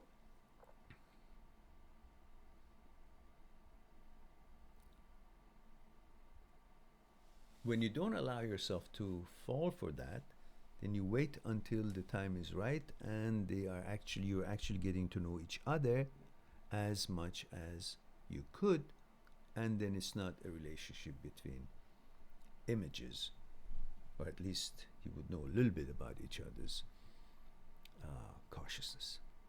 So, let's see. Nick says, male 43, New Zealand. Kia ora. Oh, kia ora, Nick. Where have you been? It's been a long time, huh? Kia ora. Matua Mehran. Okay, now that part, the last one, I didn't know. Matua, I don't know. Ah, hello, wise one. Oh, okay, I like that. Kia ora Matua. I'm learning something. I always wanted to visit New Zealand. I always did. My son and I had plans to see Australia and New Zealand. It hasn't happened yet. So, and he says, Kia ora matua Mehran. Hello, wise one. Says, Mere kirihimete. Merry Christmas. So, Mere kirihimete Nick. Long time no here. Well, listen, I've been here. Long time you haven't been here. Have you been, Nick? Much love and respect, light and peace to you and all on the live feed tonight. Well, thank you very much. Love to you and your family as well, and to all New Zealanders, and wish you all Mere Kirihimete, Merry Christmas to all. Wish you all the best for today, tonight, tomorrow, and the years yet to come. And Donna says, evening, Nick, across the puddle in the news. Good. Philip Alder says, I just found out my girlfriend. Philip, what the hell? What happened to the protocol? Gender, age, and where you're tuning in from. Come on, Philip. Put those three little things there so I know at least where you are, who I'm talking to, how old you are, so I can address it more properly. And then I'll come back to your question for sure. And Philip says from South Africa, but gender and age. And also your girlfriend's age. I guess gender now we know, but the girlfriend's age as well. So I'll say hello to Jeremy. Jeremy says, male, 21, Oregon. Hello, Jeremy. Says, hey, Mehran, what's your opinion on psychedelics? Never. I never tried them, never will, never want to, never would ever go near them. What the hell for? My brain is supposed to have all the nutrients and all the good stuff to function perfectly. Why do I want to make it go nuts? I have no interest whatsoever in any kind of drugs, psychedelic or otherwise. I don't recommend to anyone. I mean, I recommend to everyone never to use any drugs. I guess that's me. So that is my Jeremy. That's my. I remember when I was in university, almost everybody was doing something. From the, I guess, most common one, marijuana, to all kinds of other shit.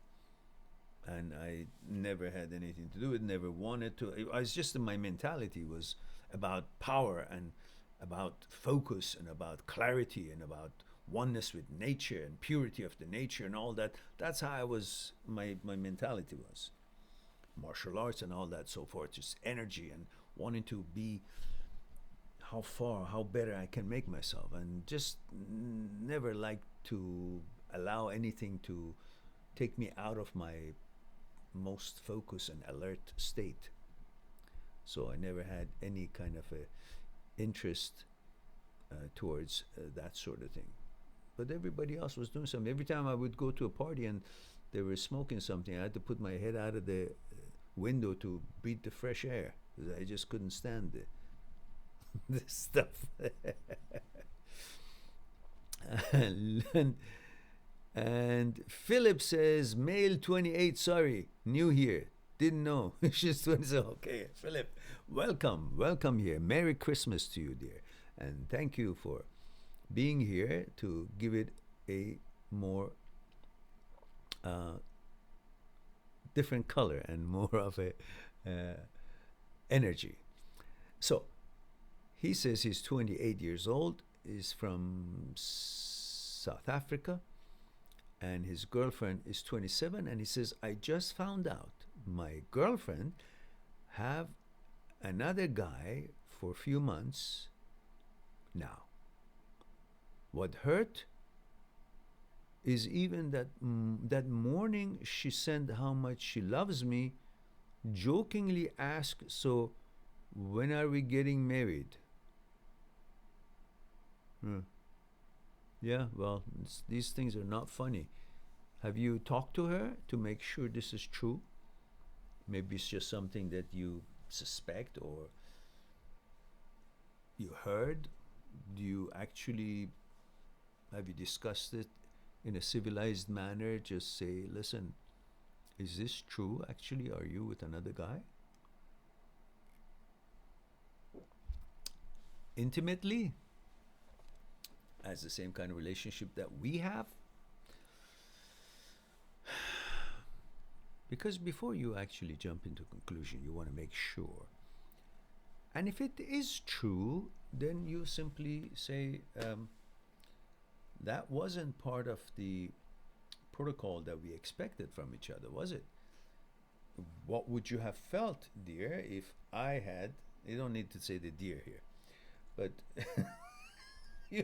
what would you have felt if I had another girlfriend on the side and you didn't know about it? And then you found out, or I told you. How would you feel about it? And while I'm actually jokingly saying, when are we getting married? Would you have liked it? Can you feel what kind of a pondering you are creating here. Don't talk like if you're weak about, like, you know what you're doing to me, and all. Don't be like that. Just say, do you know what kind of a image it makes me have of you? Is that the kind of image you want me to have of you? What kind of image would you have had of me if I would have told you that I am actually doing the same? And when she tells you, yeah, but you know it's not serious, I say, what do you mean it's not serious? To me, it's serious. I am interested in an exclusive relationship. If that is not what your focus is on, well, I wish you well. I'm not interested. And then walk away. That's it. Simple. Don't mushy up or anything like that. Just don't. It's just a relationship that she wasn't respectful to it. And everybody can make their own decision. They have the right to make their own decisions, their own life. Every woman, every man has that decision for themselves. Certainly, when they're not married yet, of course. When they're married, well, that decision, they have made it, and they should better stick to it. And with no good reason, they should not even contemplate on. Otherwise, they should have not even gotten married, because that's stupid. It's not a joke. But when you talk to her, just say, you know, if that is the case or not. If it is, then just say, well, wish you well. I'm sorry, I'm not interested in that kind of relationship, and I don't want to ruin the image I have of you, and I'm disappointed. I wish you well. Have a nice day. Move on. These are not the droid you're looking for. So just move on. Move along. Move along. And so I think that would be the gist of it. El Haj says, hello, sir. Hello, El Haj. How are you, dear? Well, guys, we are 12 here. I better bloody see 12 likes there. If you haven't pushed the like, it doesn't cost you anything. As I said last time, I was really disappointed. There were 13 of us here, and I had 7 likes, even though I had kept on advertising it. Please push the likes. Please push the like. Algorithm wants to see it. All right.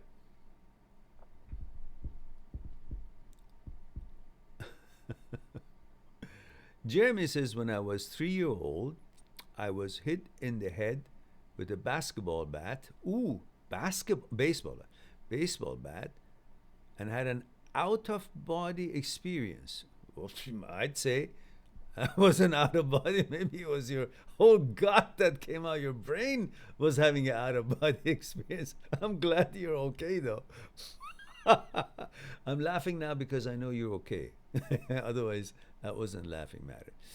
So, say I was hit in my head with a baseball, but you know, knowing that, it explains why you are the way you are. It's the baseball bat that is causing you say the stuff that you do. Jamie, I'm pulling your leg. You know that. I love you. You're a great guy. I'm just being funny tonight. It's Christmas, for heaven's sake. And he says, and had an out-of-body experience. What's your view? And he says, what's your view on out-of-body experiences from trauma, Mehran? Well, I don't know out-of-body experience from trauma, but I do understand out-of-body experience.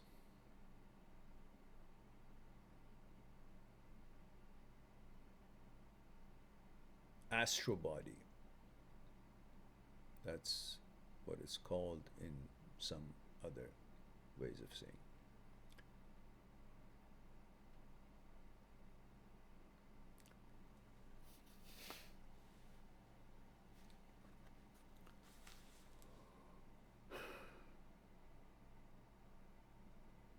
Yes.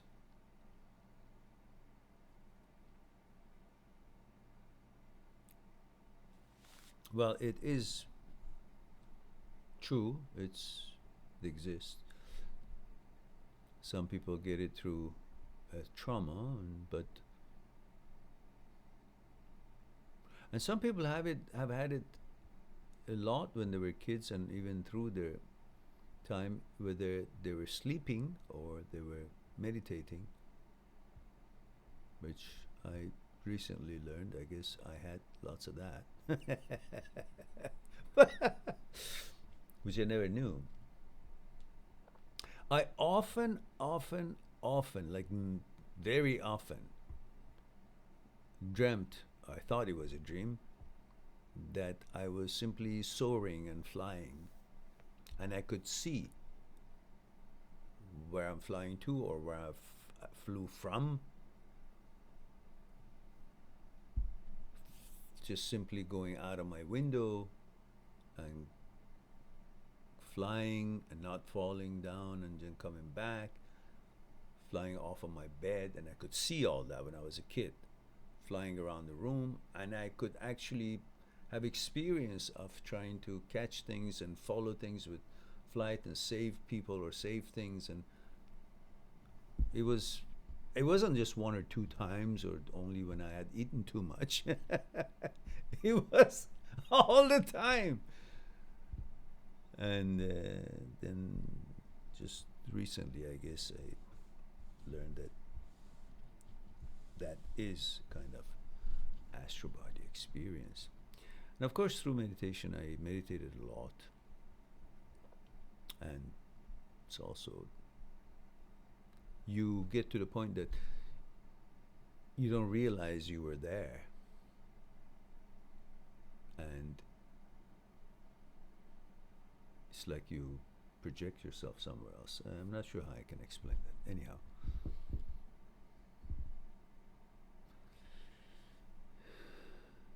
Jeremy says, that's amazing. I have flying dreams every single night. Yeah, it's cool, isn't it? Mostly running away from someone. Oh, no, I wasn't running away at all. I was just flying, having fun, soaring, and saving myself, or had to fly something. I don't know. I don't remember. It's a long time ago, but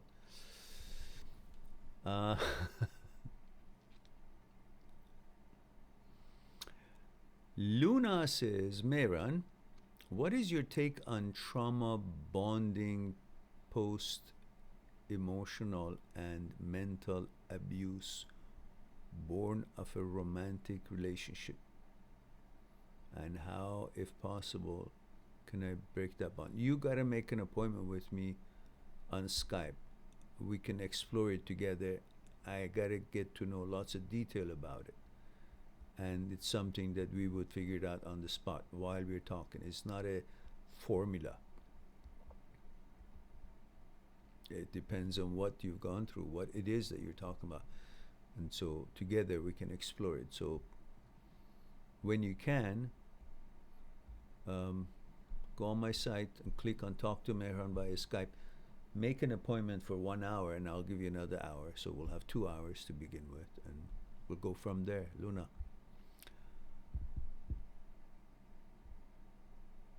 Jeremy says, I meant in my dreams I'm always flying away.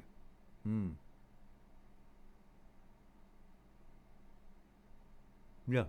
Yeah, you know, but for me it was like I would fly out all over my room, down and up to the ceiling and back to my bed and out of my bed and so on. And then sometimes I would fly out the window, go fly wherever it is and come back through the window. Sometimes just jump out and then easily land and then go back up. And these were like all kinds of different scenarios. I don't remember much anymore. Donna says, Philip, oh, okay.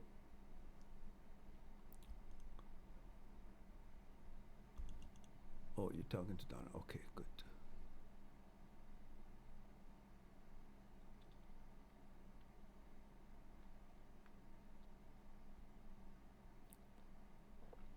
Casanova says, hi, Mehran. Hello, Casanova. So was feeling sad today. Thank you for coming live. Yeah, that's why I did it for. I knew that there must be people around the world which somehow we don't get to be shown to that we exist, so only a bunch of you know.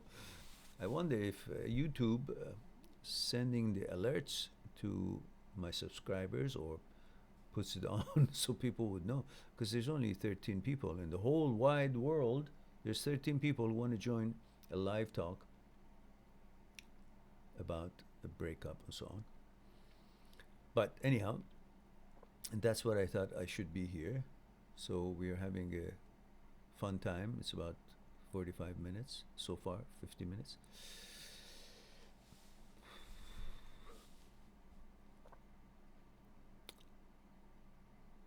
Jeremy says, sorry for not explaining clearly again.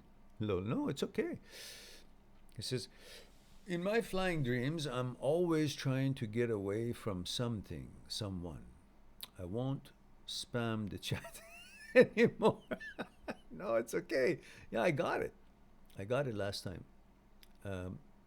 Yeah, I don't know what that is really. I don't even know what it was for me either. But I just learned recently that it's astral body experience, out of body experience. It was fun anyhow. Casanova says, was missing my ex. Yes, of course you do. And I have exam tomorrow. Oh, well, okay, listen. The exam will not change itself and its schedule for you. But feeling sorry for yourself and be sad and thinking about somebody, you can always do that. You can do it the next day, the day after, tonight, tomorrow, 2 days from now, 3 days. It won't get spoiled. It won't get late. There's no urgency on it. You can do that anytime. So what I'm asking you is not to forget it. Just say, right now, I'm not available. Focus on the damn study, because that sucker is not going to wait for you. Tomorrow you can't tell the teacher or the exam, I'm sorry, I was really sad about my girlfriend. Can I take this over? Then the teacher will give you a sign that you don't want to see. And therefore, what I'm suggesting to you is take a break from feeling sad. Just say, I can feel sad tomorrow. After my exam, I have plenty of time. I'll make tea and I'll sit down and I just enjoy the sadness. I'll be really into it. But right now, that's not the right time. Right now, I gotta save a patient. And that patient is my future, which is dependent on every goddamn exam that I take. And I'm not going to allow a certain emotional challenge, which already has bothered me, to actually mess up my possibility and chances for my future. I'm not going to allow that. That's too much cost. For that reason, my study and my exam has more priority, bigger priority, and more seriousness to it, and urgency, than me feeling sad. Because I get nothing from feeling sad, but I get a lot from this exam. I'm going to focus on this. My whole intention is for doing good at my exam, and then after that, I'll go sit somewhere with a tea, and I'll just let it out and be sad, and be sad to. I just kneel from her, in front of her. I feel like a monkey for her, and you can be a piece of shit if you want to be, and make her your master. Is that good enough? Do you feel good about it now? Because that's all you're doing. Definitely, that's not my business. If you really want to make yourself a piece of shit for the fact that somebody left you and you just want to be the whatever, the little mouse, that's up to you. But at least not, the priority is not today. Once your exam is over, then go ahead, do whatever you want to do. That's your own time. But right now, it's your future's time. It's not your time. This is not on your time. It's a responsibility you have to you in the future. Why? Because you tomorrow will not be you today, which you give your right to yourself to be sad. You tomorrow will not have any memory or any importance for how you felt today, because it's moved on, found another girlfriend, and the tomorrows, the future has become wonderful for him, and he doesn't give a shit how you felt today. But therefore, you have no right to mess up the you tomorrow who wouldn't give a damn about this, what you want to be sad about. So do your duty, be faithful to you in the future, because you're responsible for you in the future. Do your duty, be faithful, be honorable, be strong, and do your studies, get that exam done, then go and on your own time, then you can be fine. But what's going to affect you in the future, you don't have no right to mess with that. You cannot spend it on being sad. And right now, exam tomorrow is not the time. You finish the exam, you've done your duty for you in the future, and then you can go and be sad on your own time for you today. Fair enough?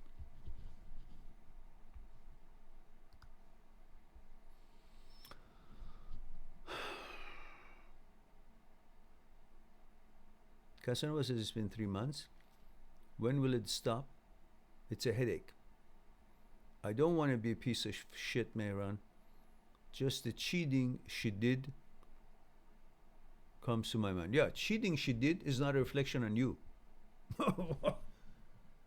It's more of a reason for you not to want to be with her, to disqualify her. So you're the boss. You're the one who's disqualifying her due to her behavior of cheating, being unfaithful.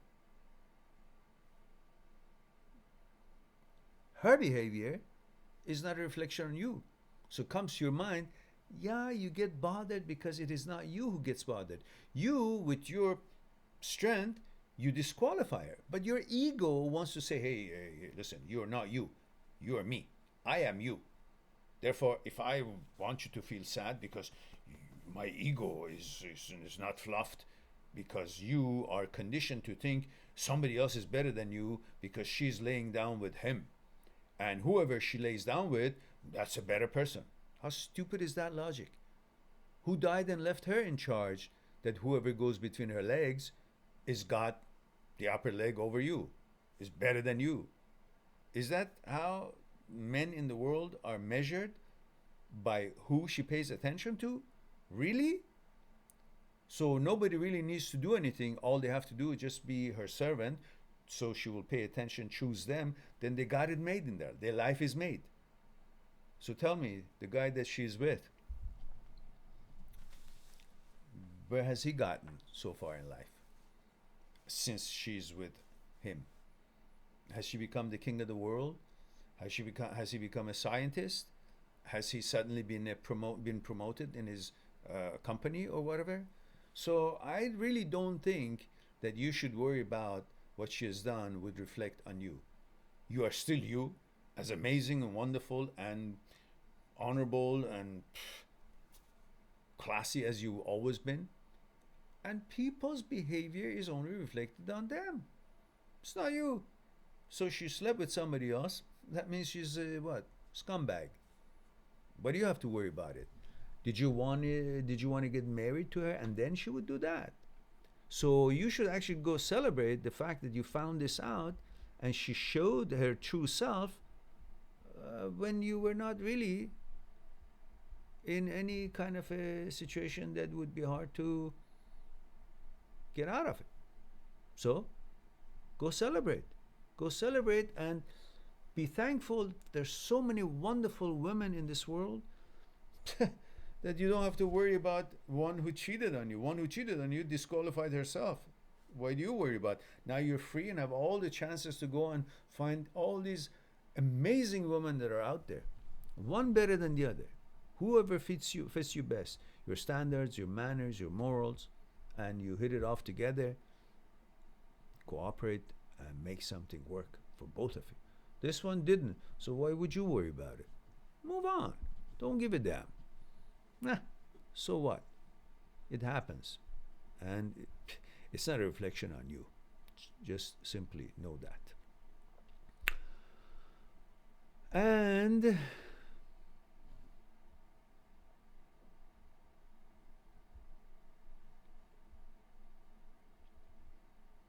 Philip says, oh, you're talking to Donna. Okay.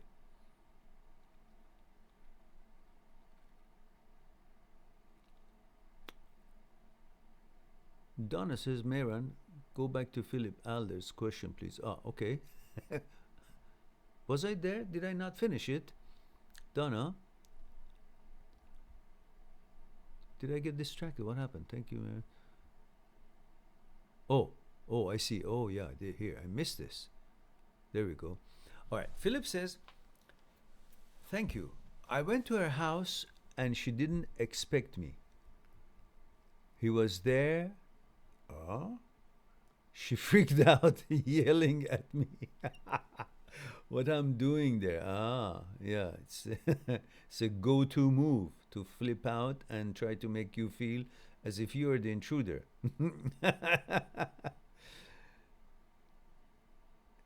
What I'm doing there. Go away. So just got in my car. She said, what am I doing here? Go away. So I just got in my car and left. Delete, block her from everything. Yeah. She's got no shame, huh? Instead of saying, I'm really sorry, dear, I messed up. Whatever. What did she have to say? She had nothing to say. So the go-to move is to try to make you feel like you've done something wrong because you showed up. Well, why not? You got a boyfriend, girlfriend, so you show up.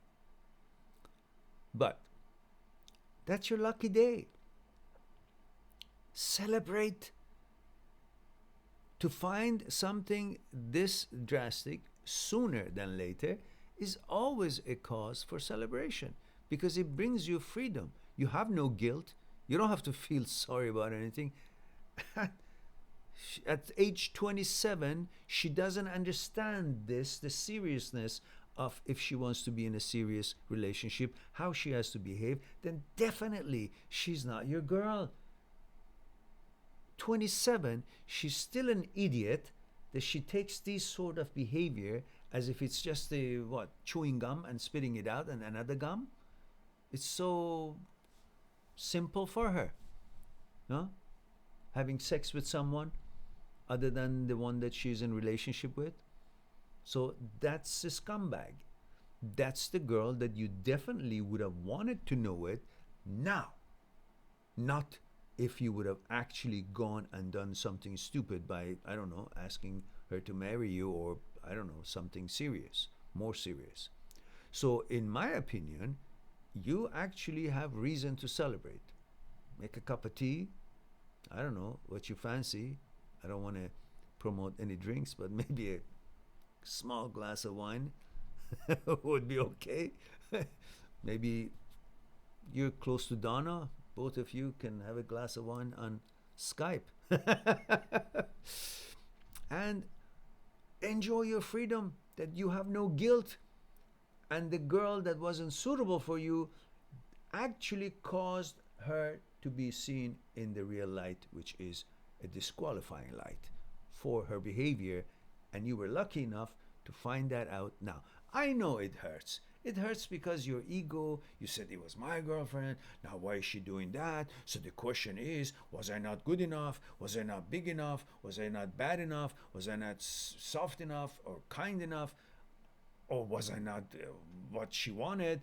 And if she doesn't want it, that means I'm not good enough because I'm only good enough if she wants me. All this bullshit comes to your mind, but it's normal.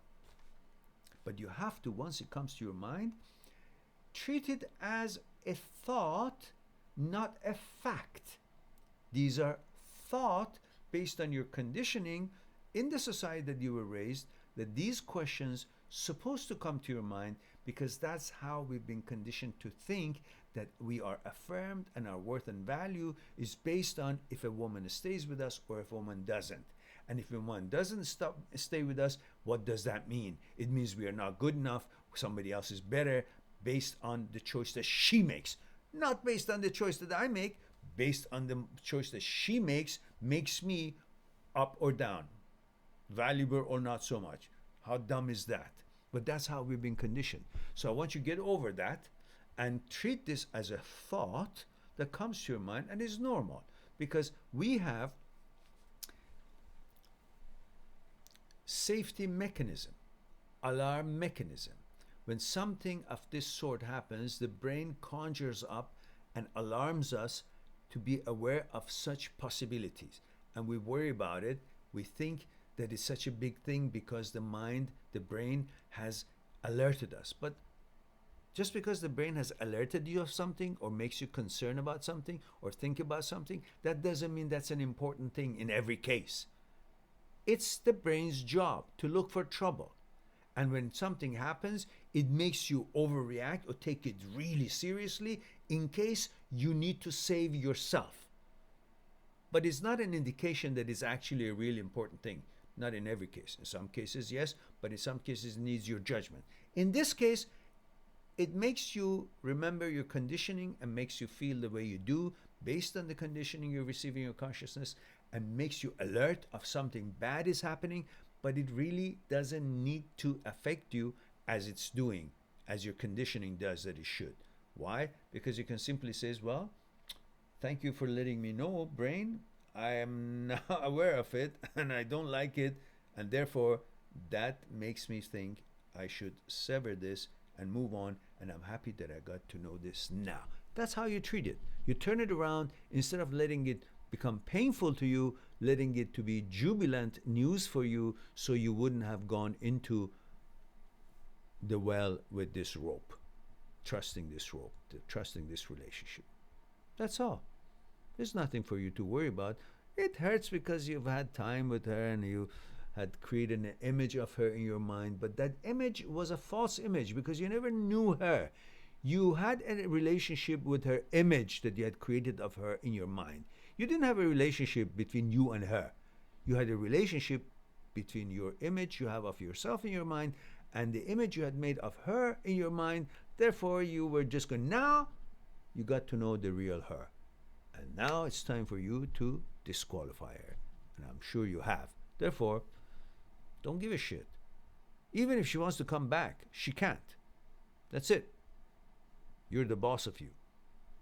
That's how I see it. I hope you can see what I'm seeing.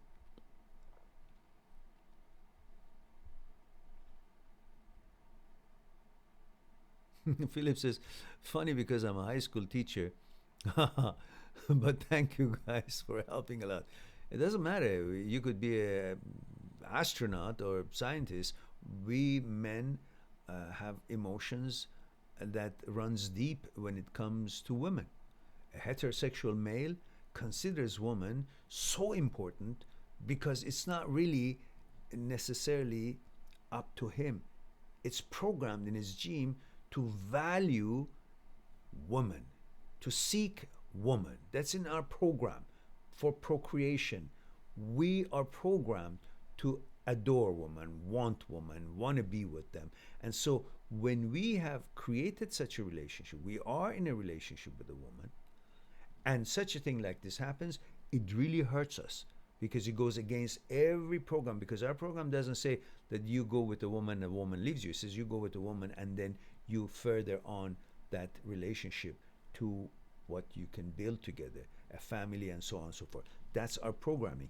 But through the advent of all these other things that have been developed in the history of relationships and so on, now the possibility of a man and woman staying together is not as much as it used to be in the past based on traditions and so on and so forth.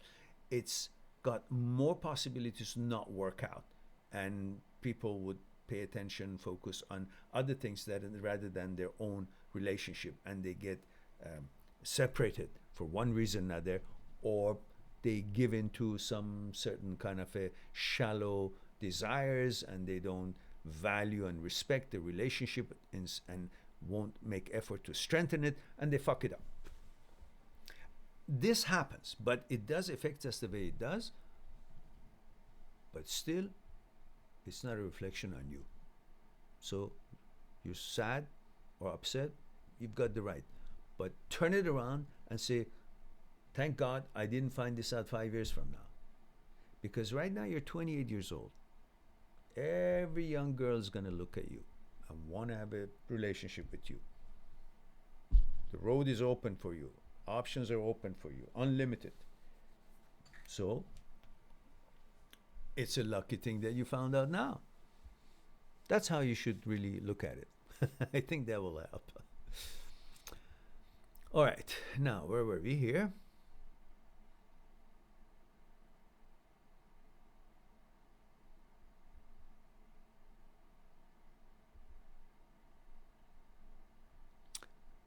Jeremy says, it's what caused me to have my awakening, so to speak. Ah, I see.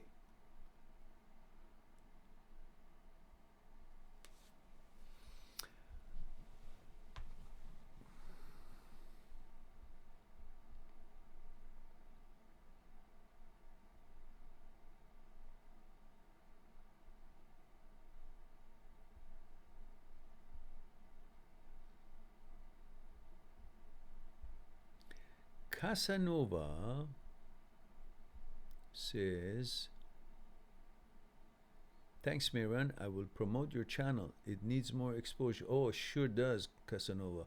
And I'm dying here. I don't know what to do with it because I've done anything I could. I've got over 500 live talks, over 1,600 plus videos. I've Skype talked for free for 2 years before I made it, in different policy. I have talked to thousands of people, answered thousands of emails. I've answered pretty much 99.9999% of all comments that I could ever find. If it's not 100%, because I could have missed one or two, but they were probably just a hello or something. And I've done the thumbnails, and I've got all kinds of things that I could have done, and now we still don't have enough exposure. I just simply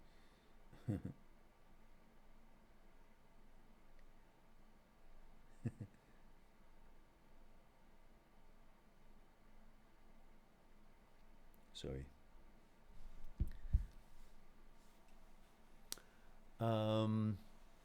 So I sure do need the exposure, and I don't know how else to get it.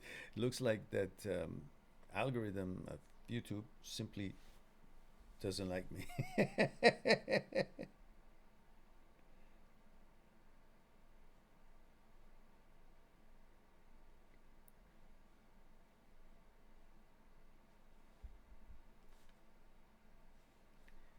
All right, so let me go to the next question here. Yeah, anything you can do to give us exposure. Casanova says, you're a lifesaver. Well, thank you.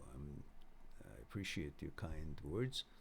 People need to see it more. Well, I hope that I can reach more people, but once we have maybe 1 million subscribers, which could be in the next 100 years, when I'm not here anymore, then we might have enough economic viability to maybe travel and put some real workshops personally, so I can share a lot more than I can share here.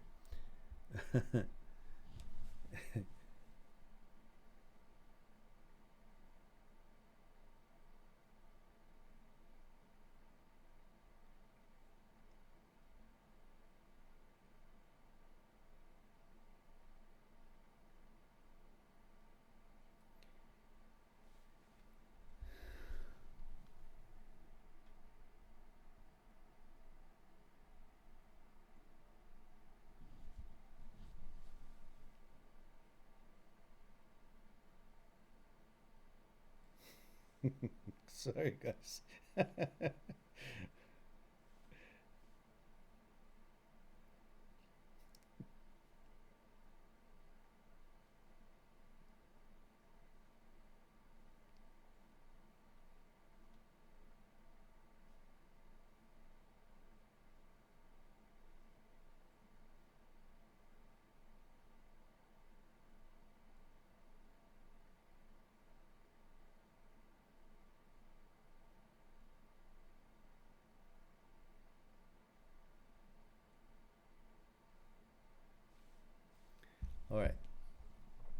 Sorry, guys.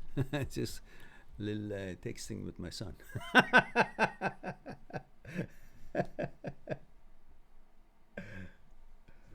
All right.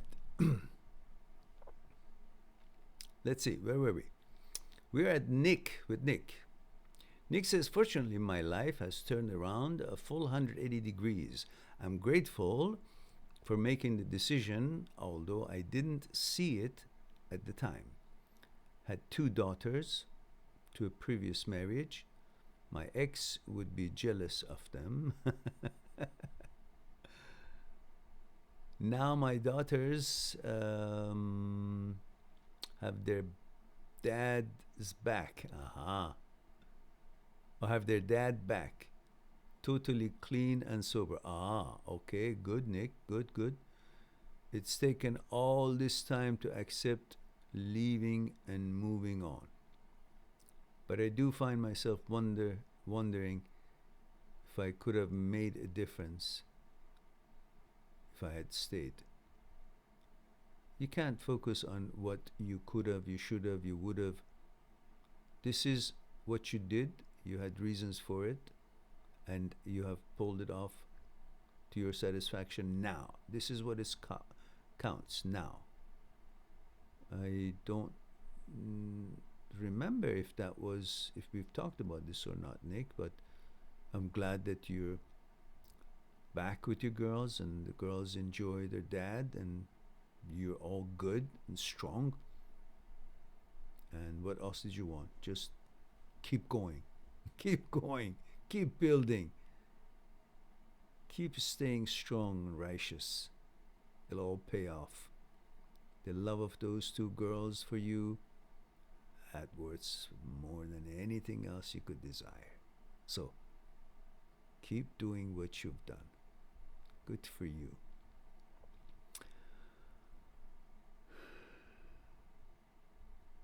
Jeremy says, in my last relationship, I felt like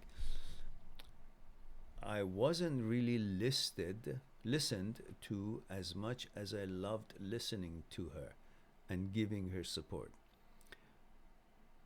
I would love her unconditionally with no circumstances.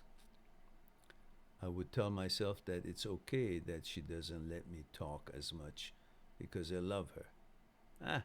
No, it's because you're 21-year-old and, you just didn't want to risk getting some. So, and you really at that age don't know that you can be the man that you are. You think the way to the girl's heart is to simply comply to everything that she wants and she says. And because you see her as desire for pleasure, the bridge to pleasure through her, through desiring her, getting to a pleasure that is most sought after for every heterosexual male in the world, then you would simply want to do whatever she says so you can be enjoying that relationship, because that's the most important thing for you. Not necessarily to be who you are, but to be who she wants you to be, so you can turn that relationship into what it is that motivates you to be in that relationship. Pleasure of intimacy, pleasure of being with her, pleasure of having a girlfriend. At that age, that's what's important for you. And you learn that stuff from it. But when you grow older, you will bring a balance to that you can still be the man that you are, and at the same time share views and compromises and discussions and interactions and exchanges. And she could be able to, while you pay attention to her and you offer your support and your understanding at all times, at the same time she will say that you are there for her as well, by disagreeing with her when it needs to, in order to bring a better results for what it is that she is trying to accomplish. That's being a man. That's being a constructive partner in a relationship. Otherwise you're just there willing to do anything just to get what it is that translates to pleasure. She's not supposed to be looked upon as someone that gives you pleasure. She's supposed to be respected for who she is, her persona, her consciousness. And therefore, you got to be critical of her if it needs to be, not negatively, but truthfully, rather than being just a piece of yes man in order to get pleasure. That's a disrespect to a woman. Shouldn't treat her something special, like if she's not up to par. If you respect her, you treat her seriously. And treating her seriously means hold her to responsibilities and proper decision making, proper interactions, proper activities and accomplishments in life. And that means, yeah, sometimes when it's called for, yeah, you're all for her and support her in what she wants to do. And sometimes when you see it's not, you say your piece. And if you have to, stand on it. Let me stand by it. All right, let's go to Philip says, exactly. I can see it as a Christmas gift rather now than waiting another 2 years. What hurts most, we both are teachers, live together, so it's the routine break. 1 second there, other second gone. Well, listen, build another routine. Build another routine, don't look at the past. Listen, if she doesn't want you, no reason you should want her. Because the number one criteria for wanting to be with someone is if the other one also want to be with you.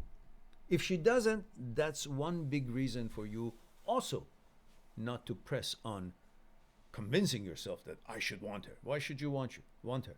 You should want somebody who wants you. If she doesn't, therefore you don't need it. Because it just won't work if one of you only does. Simple. Have respect for yourself. And you have, obviously.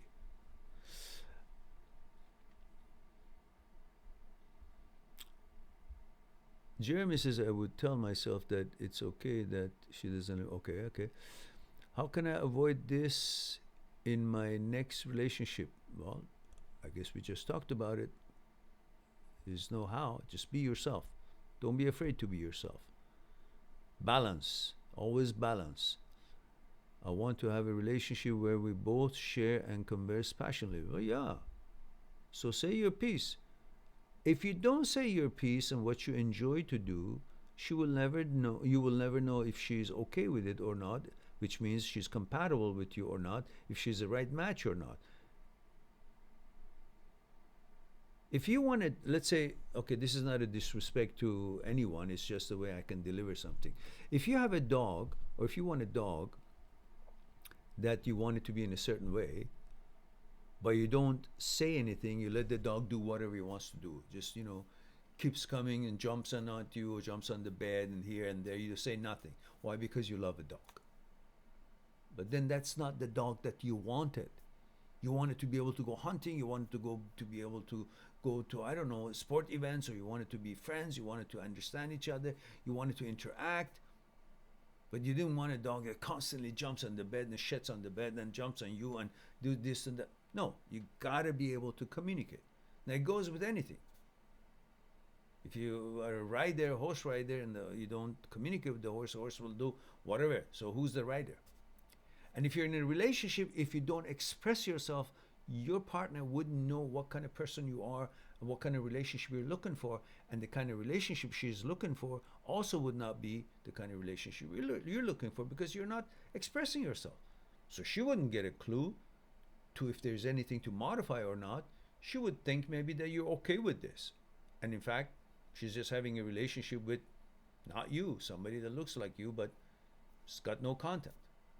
And that could be another reason why it could break up, because you didn't have you involved in the relationship. You just were there just to cheer her on.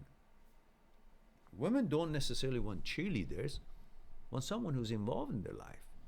Balanced relationship. I think you get the gist of it. Guys, I need to make it short, otherwise it'll be a Skype session. One-on-one. And Nick says, okay, no, oh, we got that.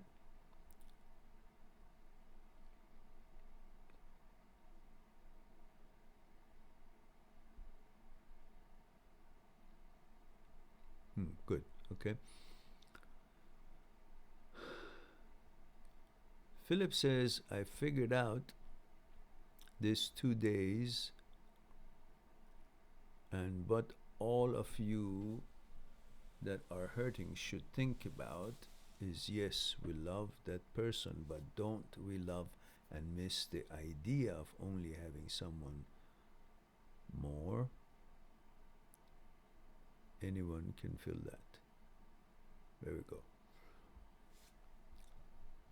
Robe Calais says, Happy Christmas, everyone, from Belgium. Stay strong, people. Yeah. Merry Christmas to you as well. And thank you for the kind message from Belgium. And Merry Christmas to you and your friends in Belgium as well. Casanova says, can you talk a bit about happiness? Casanova, if I want to talk about happiness, it will not be enough time here, because now we are over 22 hours and 24 minutes, and I want to wrap it up because it's 2:30 almost, and I think I better go sleep. But if you go on my channel, and in my channel's search engine, just type in happiness, you will have a number of videos that have discussed happiness, and you will be pleased to see that we've covered it. I've covered it in many different videos.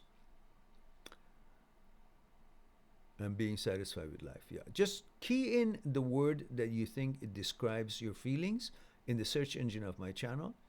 For example, the word, I don't know, satisfied, or life, or happiness, or happy. That word itself will give you the videos that have that in their title, and then you'll decide which one you want to watch.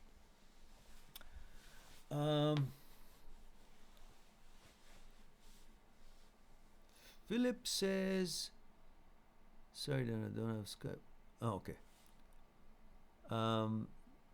Okay. All right. And Dariush Thorman says, how do you deal with constant rejection? Darius, our protocol is, first of all, welcome to the chat. And Merry Christmas wherever you are. Even if you're not Christian, it doesn't matter, just Merry Christmas. If it was Nowruz, which is a Persian New Year, I would say Happy New Year to everyone. So please let me know where you're tuning in from, like gender, age, and where you're tuning in from. And if you like, if you go on my channel, if you guys haven't subscribed, click on subscribe. It doesn't cost you anything, just gets the channel more populated and more popular, and algorithm might notice it because we got a few more, I don't know, subscribers. I don't know how it works. Just do it. Just do it. And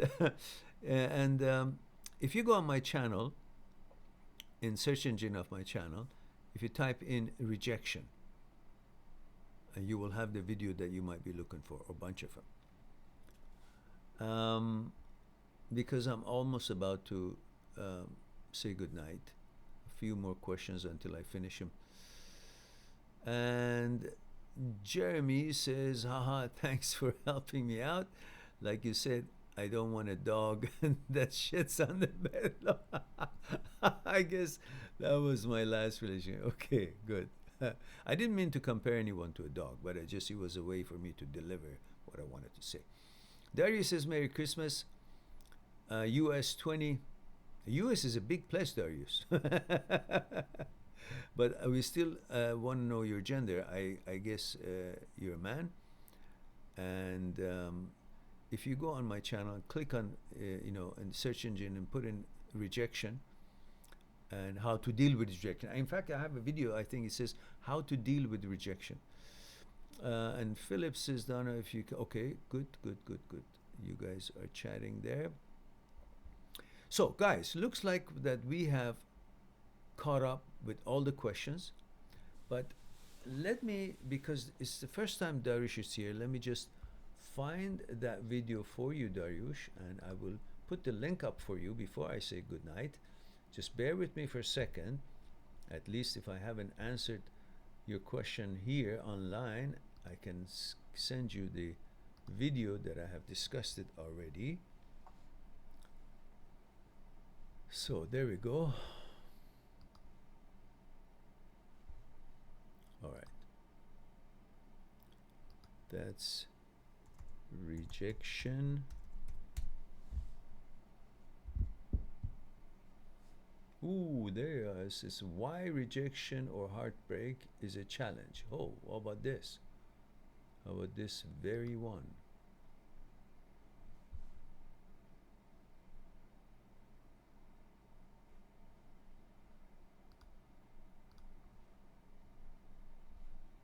Okay, let's get the thing out here. Command C. And go back to here. Put that here for you. Oops. That didn't work out. What the hell?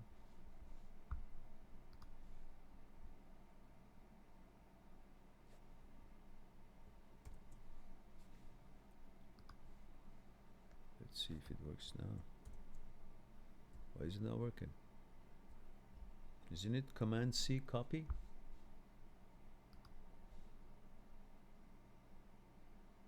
It is, isn't it?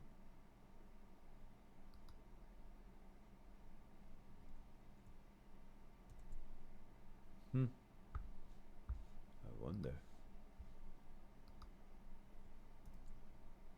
No. What's going on? Why is it not working?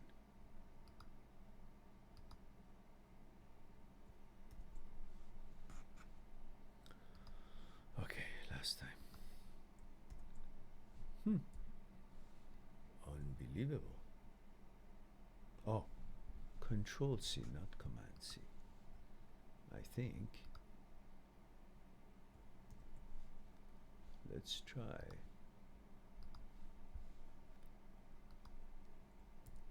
Oops, what happened? No.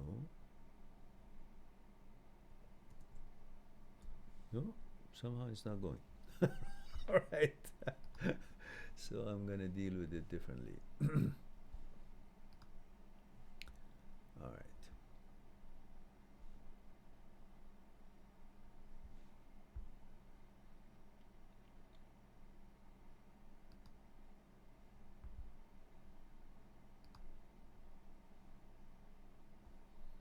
Hang on, guys. I gotta give this to Darius.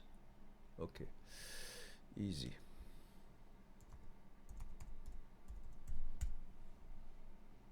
There we go. Now this works perfectly because there's a button here that I can copy automatically and put it here. There we go. So you start with this, Darius.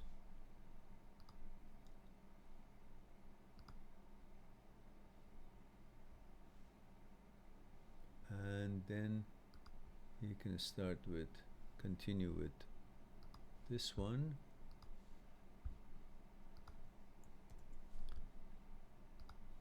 And then you can, from there,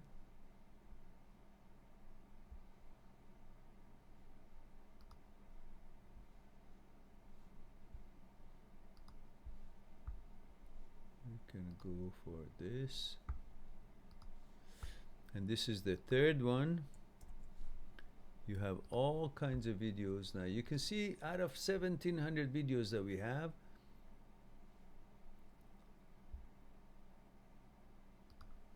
I've got all kinds of videos for you guys, and right here there's gonna be bound to be lots of videos for you guys in the topic that you're looking for. Okay, so now we've done that, and let's see.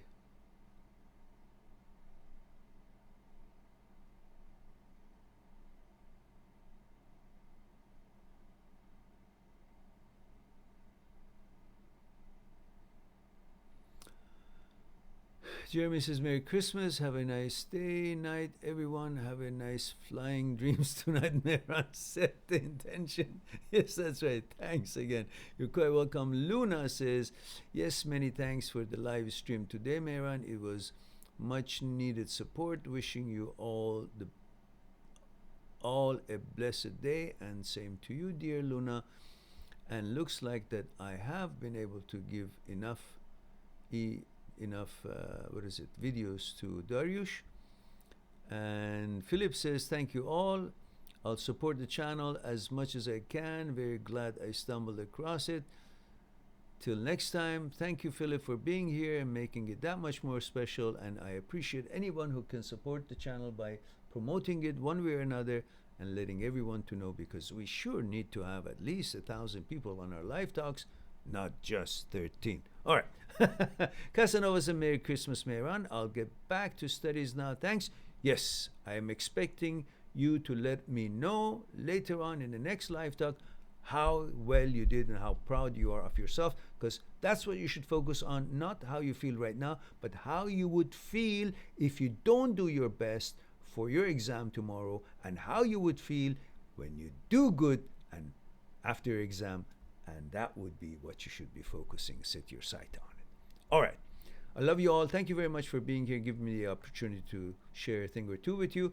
I look forward to talk to you again. Have a wonderful evening, a Merry Christmas day or evening, wherever you are. And I look forward to talk to you soon. Who knows? Maybe even tomorrow, because it's still Christmas, and I want to make sure you guys are in good hands. Be good to yourself, to the others, and I'll talk to you soon. Bye for now.